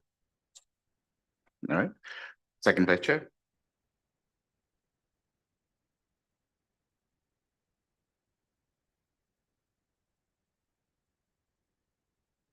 Hi, everyone. I hope this is allowed, but I thought I should start by saying I know this has been an emotionally charged week. And I know we're, experiencing a range of emotions. So I wanted to start by saying I hope you're all taking care of yourselves. And I am glad to be here with all of you tonight and to channel that energy through the good work that we do as a community board. So I felt like I had to say that tonight.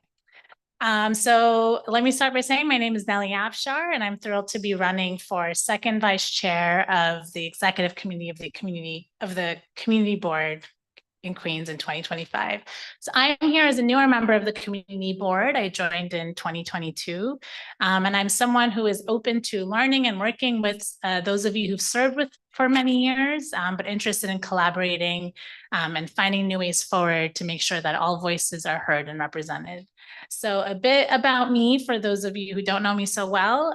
Like many of you, I bring with me values grounded in collaboration, equity, and trust building. As a former public health official in New York City, I approach all issues with a population level perspective. I think about them analytically as a scientist, and with an equity lens to ensure that we are lifting up priorities that matter to our communities most. I also bring with me a perspective as a member of the Long Island City community for over 10 years, both somewhere I've lived and worked. And I'm acutely aware of the issues that face our neighborhood and families in particular, from housing insecurity to climate resiliency, and thinking about the impact to the health and environment, especially as we head into one LIC planning.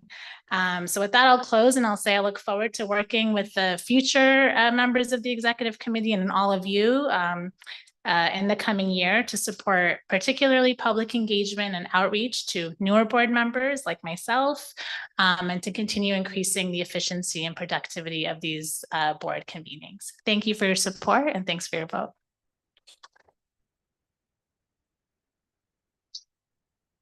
Any other nominations for second vice chair? All right, moving right along. Treasurer, Kat? Yes. So I have a lot written, but I'm not going to read it all. But I did want to just I just wanted to point out, like, we've done so much since I have joined the community board and been the treasurer since 2021. I will maybe ask if we can send an email with just like all of the projects that have been completed from capital and expense or are in progress. But I just wanted to say that since I've been involved with Community Board 2 on the budget committee, the head of the budget committee, it has changed significantly. We used to have a meeting of 3 or 4 times in the summer to discuss the budget priorities. And this last time we met 9 times for 1 to 2 hours each to review all of the issues, the community requests. We've had a greater attention to detail, figuring out how we can get things funded through the city or our elected officials or other resources. We've had a lot of continuity since I've been the treasurer. We've had Google spreadsheets to track all the responses from OMB and the other agencies. And then it's also really important to document the history and the needs from all the members of the committee, because no one person can know how we've pushed for different things in different parts of the community. And so it's really good to represent the community needs accurately.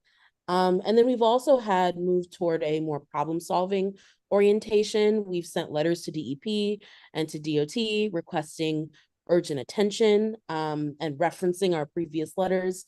We are advisory, so I understand that there's not as much we can do to sort of push that, but being able to point to our continued advocacy is an important part of being treasurer for me. And I want to continue to provide service to Community Board 2 by creating documentation and training for future management of the committee and the budget process. And I want to just advocate for our needs as a community. I am sort of personally, I am a Black trans person who is the treasurer of a community board. And I don't know if there are other Black trans people who are treasurers and so of the community board. So I just really appreciate everyone's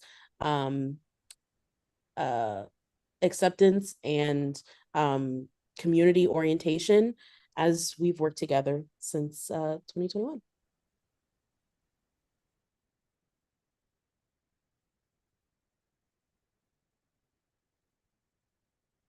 Any other nominations for treasurer? All right, the secretary, Ryan. All right, well, thank you so much. I'm Ryan. I have been on this board now for, I think, just over 2 years. and have been the secretary for the past year. Like Nellie, I spend my days working as a scientist, working on things in science and medicine that are very, very far in the future if I'm going to see the return on the work that I'm putting into it, which makes it really all the more rewarding to come and be a part of this board, where we really are focused on making change in the here and now, much more so for the community that we live in, and being able to be a part of that with all of you has been a privilege, and being able to support this executive committee, the staff in the board office, and all of you by being the secretary for the past year has made it even better. And I hope to be able to continue to do that and to do it even better with your vote and with the opportunity to do it for another year ahead. So with that, like Dr. Roz, I'll try to keep it brief and keep brevity our goal for the next year. And I'll thank you for your vote next month.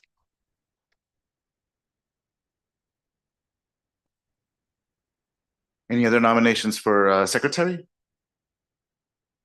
All right, parliamentarian, Akella. Good evening, everyone. I'm asking for your vote next month as parliamentarian. I would also like to preface and say that excuse me for missing this meeting in person. I know what I would like to say will be more impactful if I was there, but just like the changes internally as a community board and externally as a nation and a state, I'm experiencing some water damage in my home, and I had a flood, so I'm trying to take care of that. That's why I'm sweating and look a little haggard, but excuse me. I also want to say that I felt like I haven't really met the expectations of a parliamentarian, and I would like to improve on that. But if I took a step back and took a bird's eye view, I was observing the 49 people who've been on this board and who's come and gone, and see how I can be impactful in some way. If it's not being the mic runner, being a friendly face, being able to get that mic to you so you can have something to say and in a timely manner. I also observed in the last two meetings a few things, especially being online, what the audience might be hearing and what is being conveyed on the screen or what's not being heard. I do have a statement here, and I would definitely like to get into it.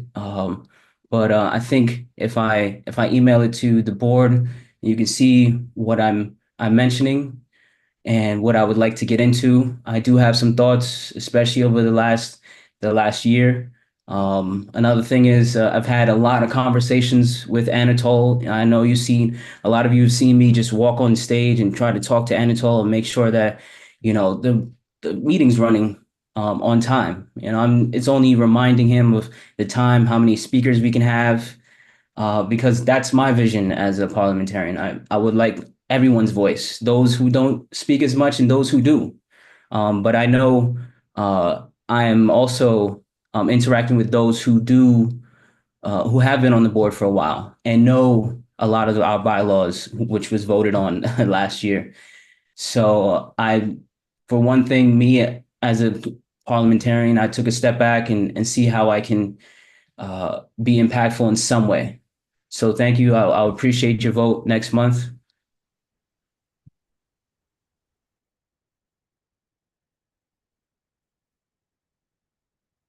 Any other nominations for parliamentarian? All right, Patrick.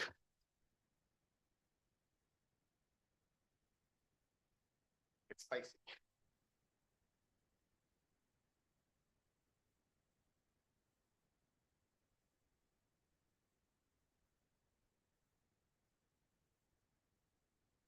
Hi. So most of you know me, not all of you know me. Hello, internet. I'm Patrick Martinez. I'm a Woodsider. Professionally, I work in digital advertising, so just as noble as any scientist. If you've seen anything online that's elicited a strong response, don't forget to click, like, subscribe. Helps me pay the bills, and comment, absolutely. With that, As many of you know, I choose to spend much of my free time with this, getting engaged in the community, whether it's sharing the tech and engagement, the newsletter, joining land use just by sticking around long enough, swinging by transportation, environmental committee meetings, and also just going to events, St. Pat's for All, LIC Springs. We don't do anything in Woodside. St. Pat's for All ends there. And also, in my spare time, I've done an informal, tree plot survey for the last 2 years in my neck of the woods, submitted them to the office, sent to the Parks Department, come back. We'll do it again next year. We had 200 trees last year, 300 trees this year. Very exciting for me. Nobody else lives around there. And so this is how I spend my free time. I find a lot of fulfillment in it and looking to get more involved in the board. I'm a third generation Woodsider, but I've also kind of, I've left the neighborhood. I've went to college in Vermont. The mantra of think global, act local, has been like instilled in me. I lived in Korea. I even spent some years south of the border in Greenpoint. And now I've been back on the community board for 3 years and joining in 22 as well. What else did I write here? Looking at the role of parliamentarian, rules are important. And I think what Anatol's been doing has been really great as far as providing order. But also a lot of us don't know the rules. I could show you my copy of Robert's rules after this. I didn't want to bring a prop, but it's in my bag. And so evangelizing that, having an FAQ, a 101, just available for folks, even our bylaws, which some of you can find in your inbox if you look. The newer ones, new members, might not. And just kind of evangelizing that. And, like Anatol mentioned, we're really at a precipice of losing a ton of institutional knowledge very soon. And ensuring that us newer members, those that are going to be left behind when our veterans leave, so that we can maintain order and avoid chaos, that's super critical, and looking to kind of impart that next year. So thanks.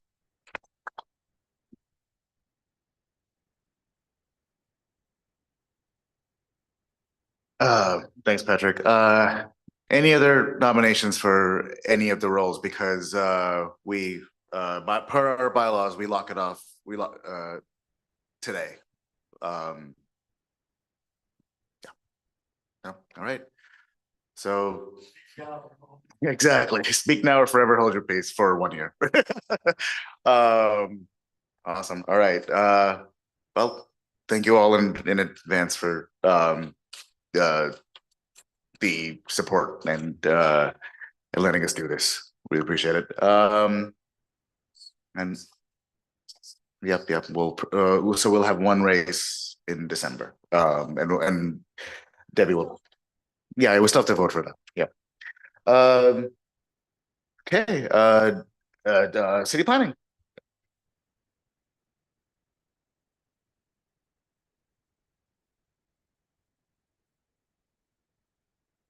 There was a third mic out there. Okay. So we know where it is. Hi, everyone. Nice to see you again. I'm Fagal Leschner. I'm the new borough planner in Queens. I'm helping Katie liaison for CB2.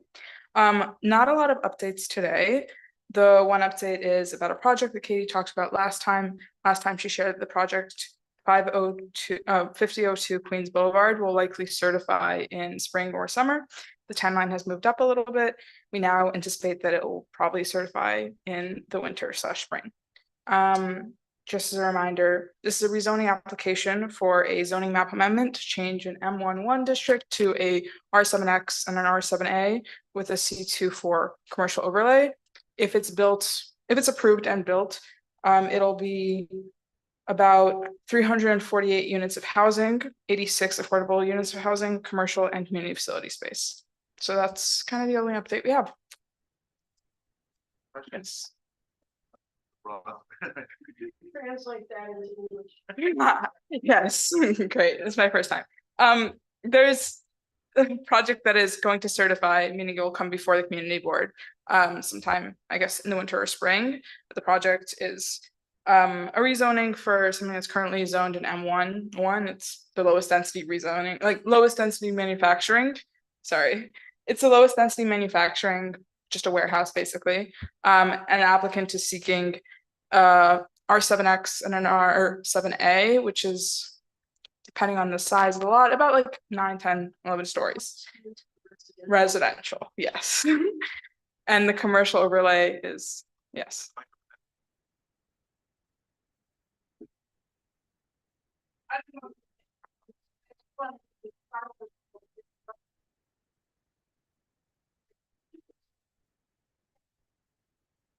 It is the PC restriction site.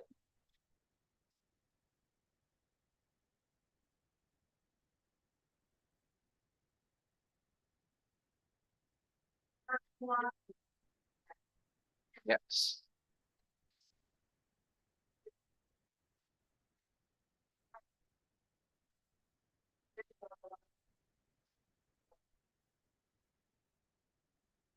Yeah, right across is an R7A.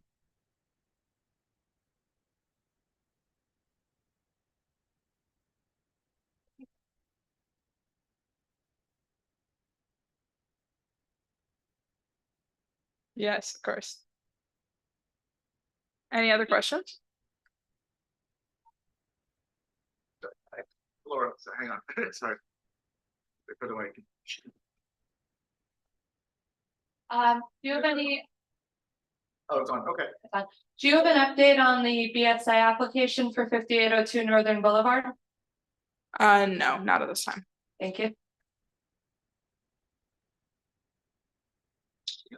Anything else? Yeah. Okay, thanks so much.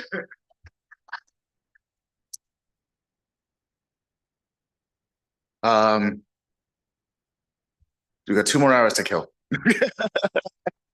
Riley, do you have an update from transportation? Do you want to come up or?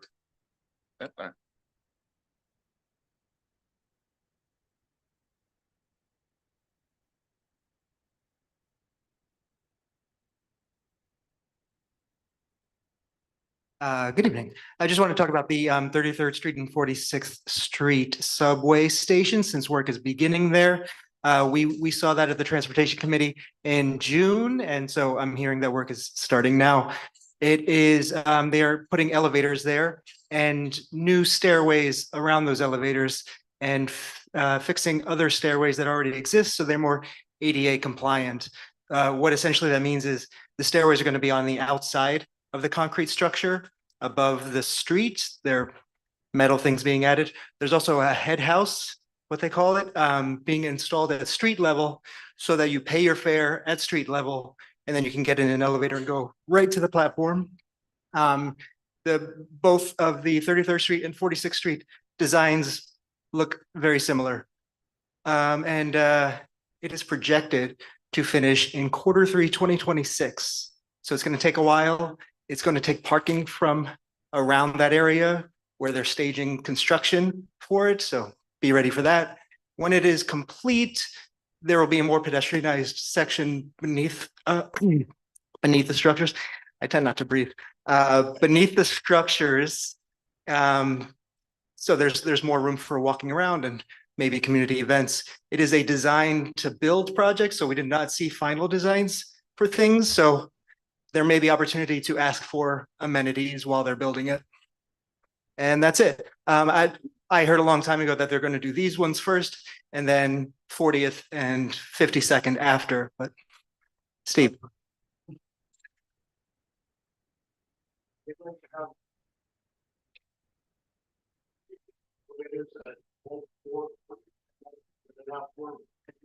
No, the elevators will just be, they're building a new structure at, I think around 45th Street, which will be where the head house is with stairway. And so it's going to be, I believe, I'm reviewing the plans I have, new staircase in addition to the old staircase.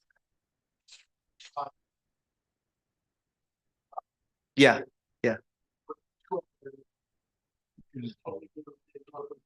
Is that, I'm gonna look at that again, but I think, yeah, the elevator goes right up to the platform, so I believe that's true, yes. Yeah. Yeah.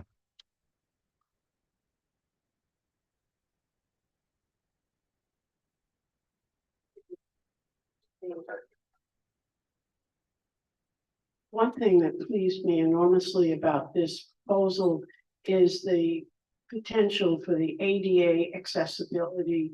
It's not just of elevators, but the way the designs exist now, in many stations, you have to go up one elevator just to pay your fare. Then you have to go and find another one.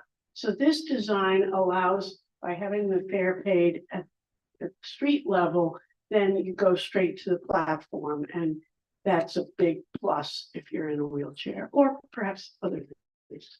Yeah. Yeah. Yeah. Yes. Oh.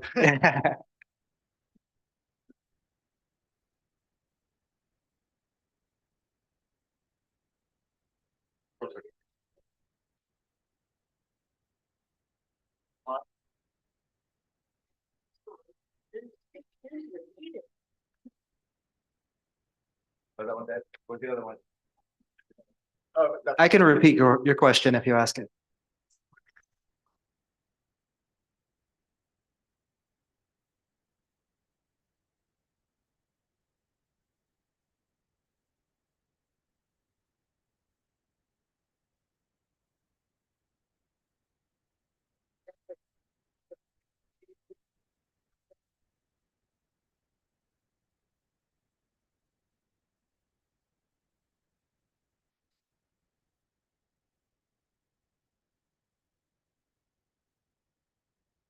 Sure.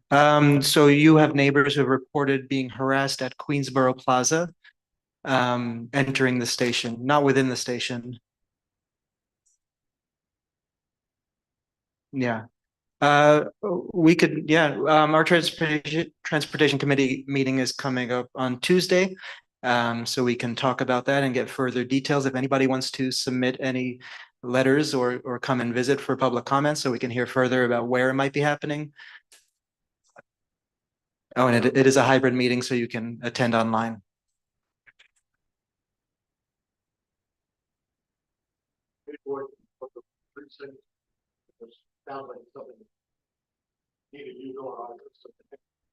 Yeah, yeah.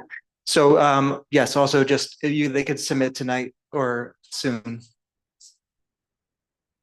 Submit soon, so to the community board by email or by calling, right? Calling. And then we can investigate whether it's an NYPD issue or if the MTA is construction there or anything going on. Yeah. That's it. Thanks. City services, anything to report? Wait for them.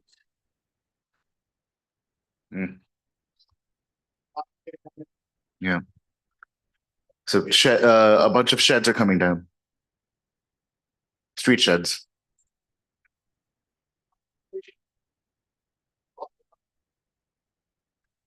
So lack of applications means a lot of them are coming down automatically.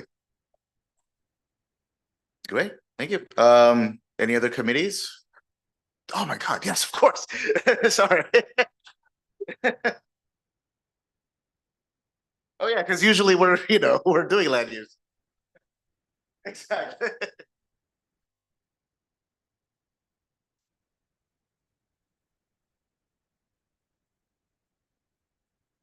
We don't have any items for the board vote today, so, and I'll be brief, but I did want to let committee members know that board members know that after years of really no affordable housing, other than a few MIH units at fairly high levels of rent being included in a few buildings in Long Island City, there are now 3 100% affordable projects, which I think is very good news. It's still just a drop in the bucket in terms of need, but it is great to see them happening.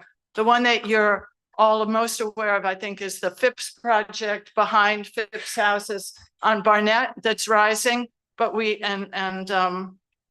is a they've had their ups and downs and issues with how they've handled Phipps houses, I think, or Phipps Garden Apartments. But they are an experienced not-for-profit developer. There's also a for-profit developer, Lemley and Wolf, which purchased a site at 50th, right? 50th and 43rd Avenue. So right next to the community board, actually, the board offices, they came and presented at land use, and they're building a 55 unit as of right building, which is going to be 100% affordable.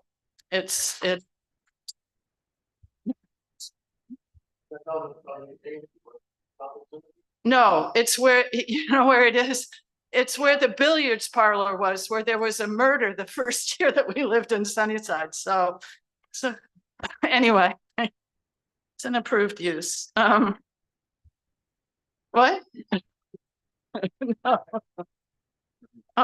Anyway, so that's underway. It's going up. I hope they're being a good neighbor to the community board. And then I don't want to steal their thunder, but you may hear about it anyway. At their 50th anniversary gala, Sunnyside Community Services announced that they will be sponsoring 100% affordable senior housing, which is really good news. It's on 45th Street in a site that was what was it? Young Israel of Sunnyside. And that the entity that bought that, Harry Otterman, who owns quite a few buildings has over time invested in quite a few properties in our part of Queens, is actually donating that site to Sunnyside Community Services, which is making this possible. So a little bit of good housing news. And other than that, I just really urge people to stay involved in the continuing events around One LIC. There are a lot of issues, and I think at the next city planning is still here. Yes. Can you confirm what we're going to be discussing with you at our next land use meeting? The topics, because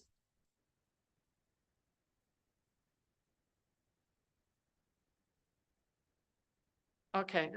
So public realm, IBZ, that's industrial, dedicated industrial zone, and an introduction to the street mapping actions. So I invite you all to land use to come and hear more and ask questions and discuss those aspects of the One LIC plan in detail. And that will be, what is it, the 20th? Yeah, at our land use meeting at the 20th on 6 o'clock. That's it. But questions, they go to. Yeah, sorry, Maury.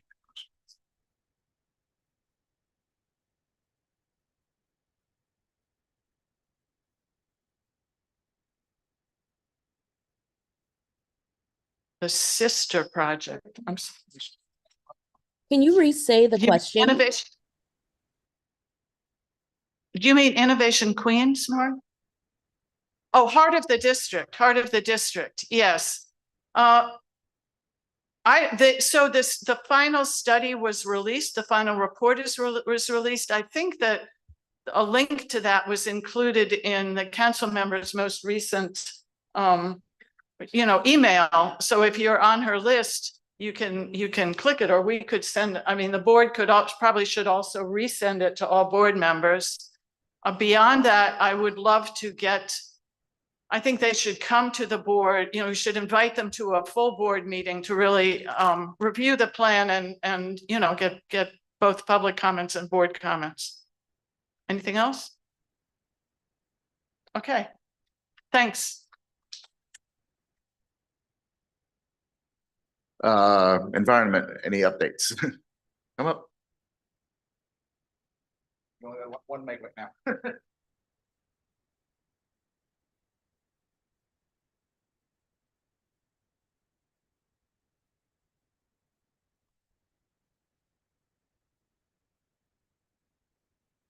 All right, so I'd like to thank Carlos for chairing the October meeting, Christine for sending a letter to DEP, asking them to come speak with us about local flooding concerns.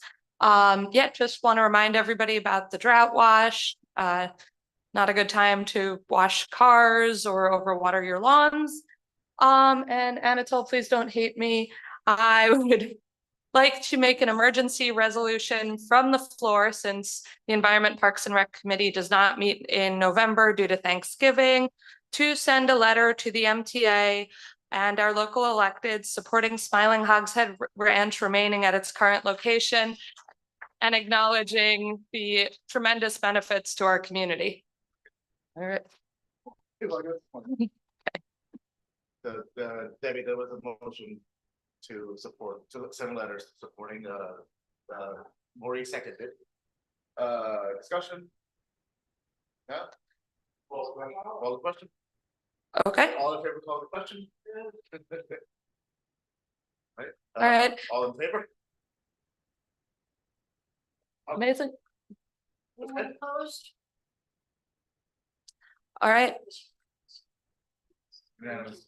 Fantastic. And thanks, everyone. All right.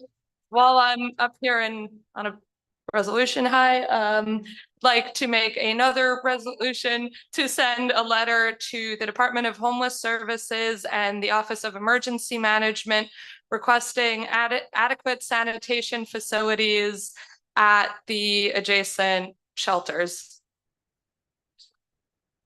Yeah. And like within the vicinity of Smiling Hogs.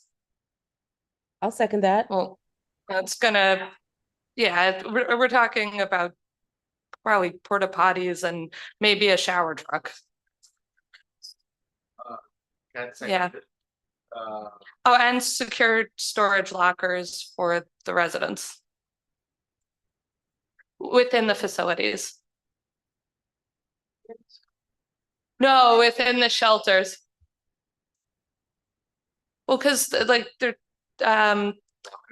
yeah, because if there's an issue with people leaving stuff in the garden, then it probably isn't a secure place to leave stuff in the shelters. Well, that's a, yeah.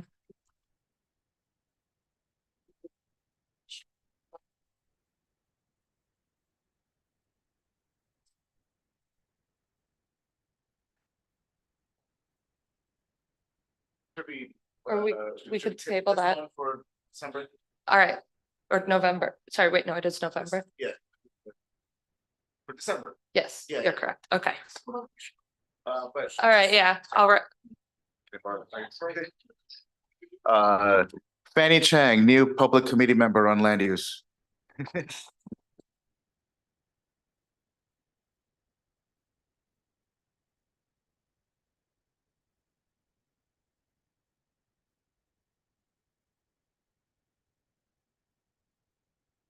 Yes.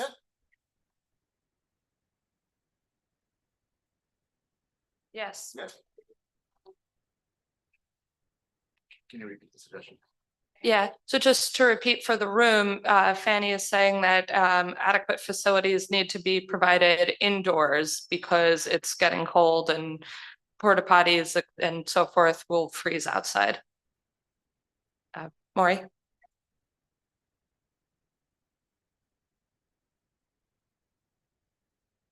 Yes. Yeah, that would make a lot of sense. Okay.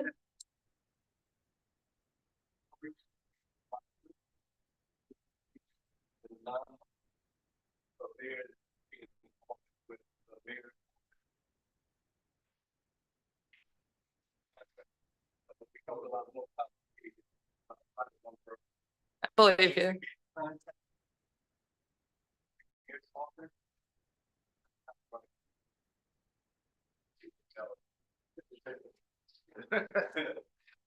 That's a good idea.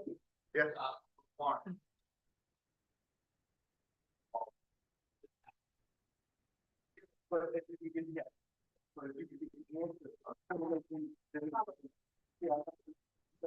Yeah.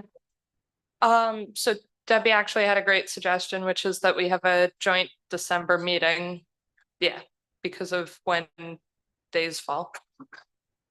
All right, so yeah, we'll continue to discuss this. All right, thanks, everyone.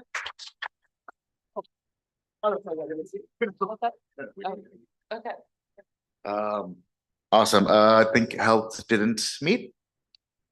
Sure. Oh, yeah, the next date for Health and Human Services and Education and Unhoused and Shelter Committee is November 18th, Monday, November 18th at 6 p.m.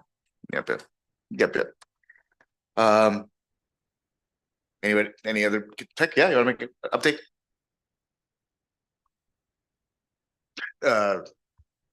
Let's get a committee update. We haven't done one of those in a while. And more, you want to do small business? Oh, okay, sure. Yep, go ahead.